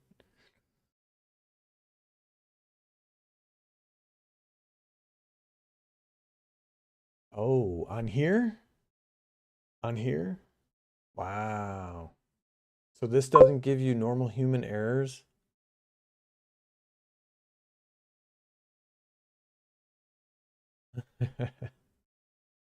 So it will be no time hard for me to get to your house. That's right. That's right. Oh, and look at that. Signal RGB just reset. It was using too much RAM.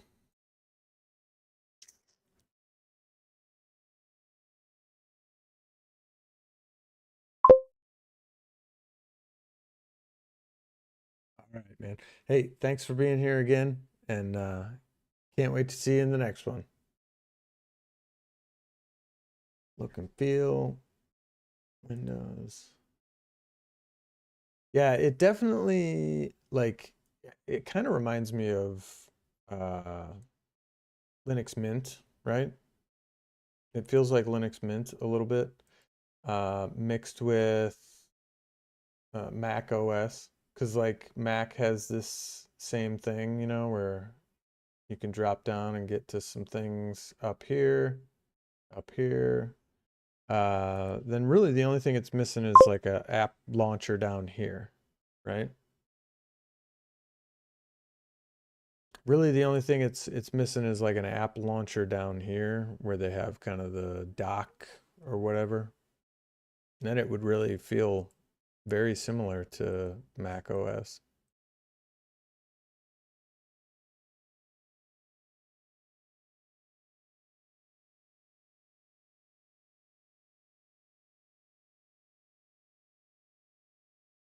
But yeah, it does give me like kind of a dated feel where almost like Windows XP, really.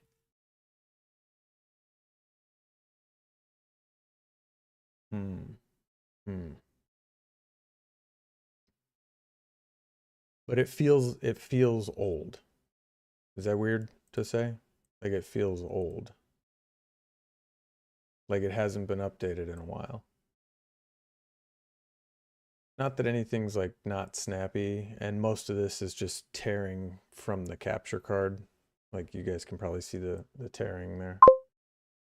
And even I can see it. Oh, okay. So this is good for an older machine. But I think too, I would just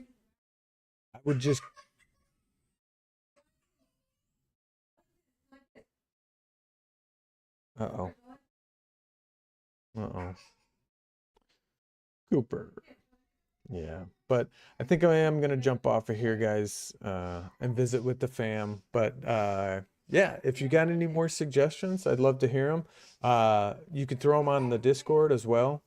Um, any more suggestions for our next OS? I'd like to check out that other one you said, but I can't think of it off the top of my head. So, but I am gonna jump off of here, guys. Thank you all for being here. Strawberry Kitten, you're the best. Thank you for being here. Have a good night. And I like this one. I will keep it in the toolbox. I don't know since it's not Linux, but I'll keep it in the Linux folder because it's kind of along the same vein. It's definitely not Windows. It's definitely not Chrome or any of the other OSs. So it's more Linux style, but I'll have to remember it's not Linux. It's Unix. So hopefully I can remember. But until next time, folks, be good to each other. Peace out.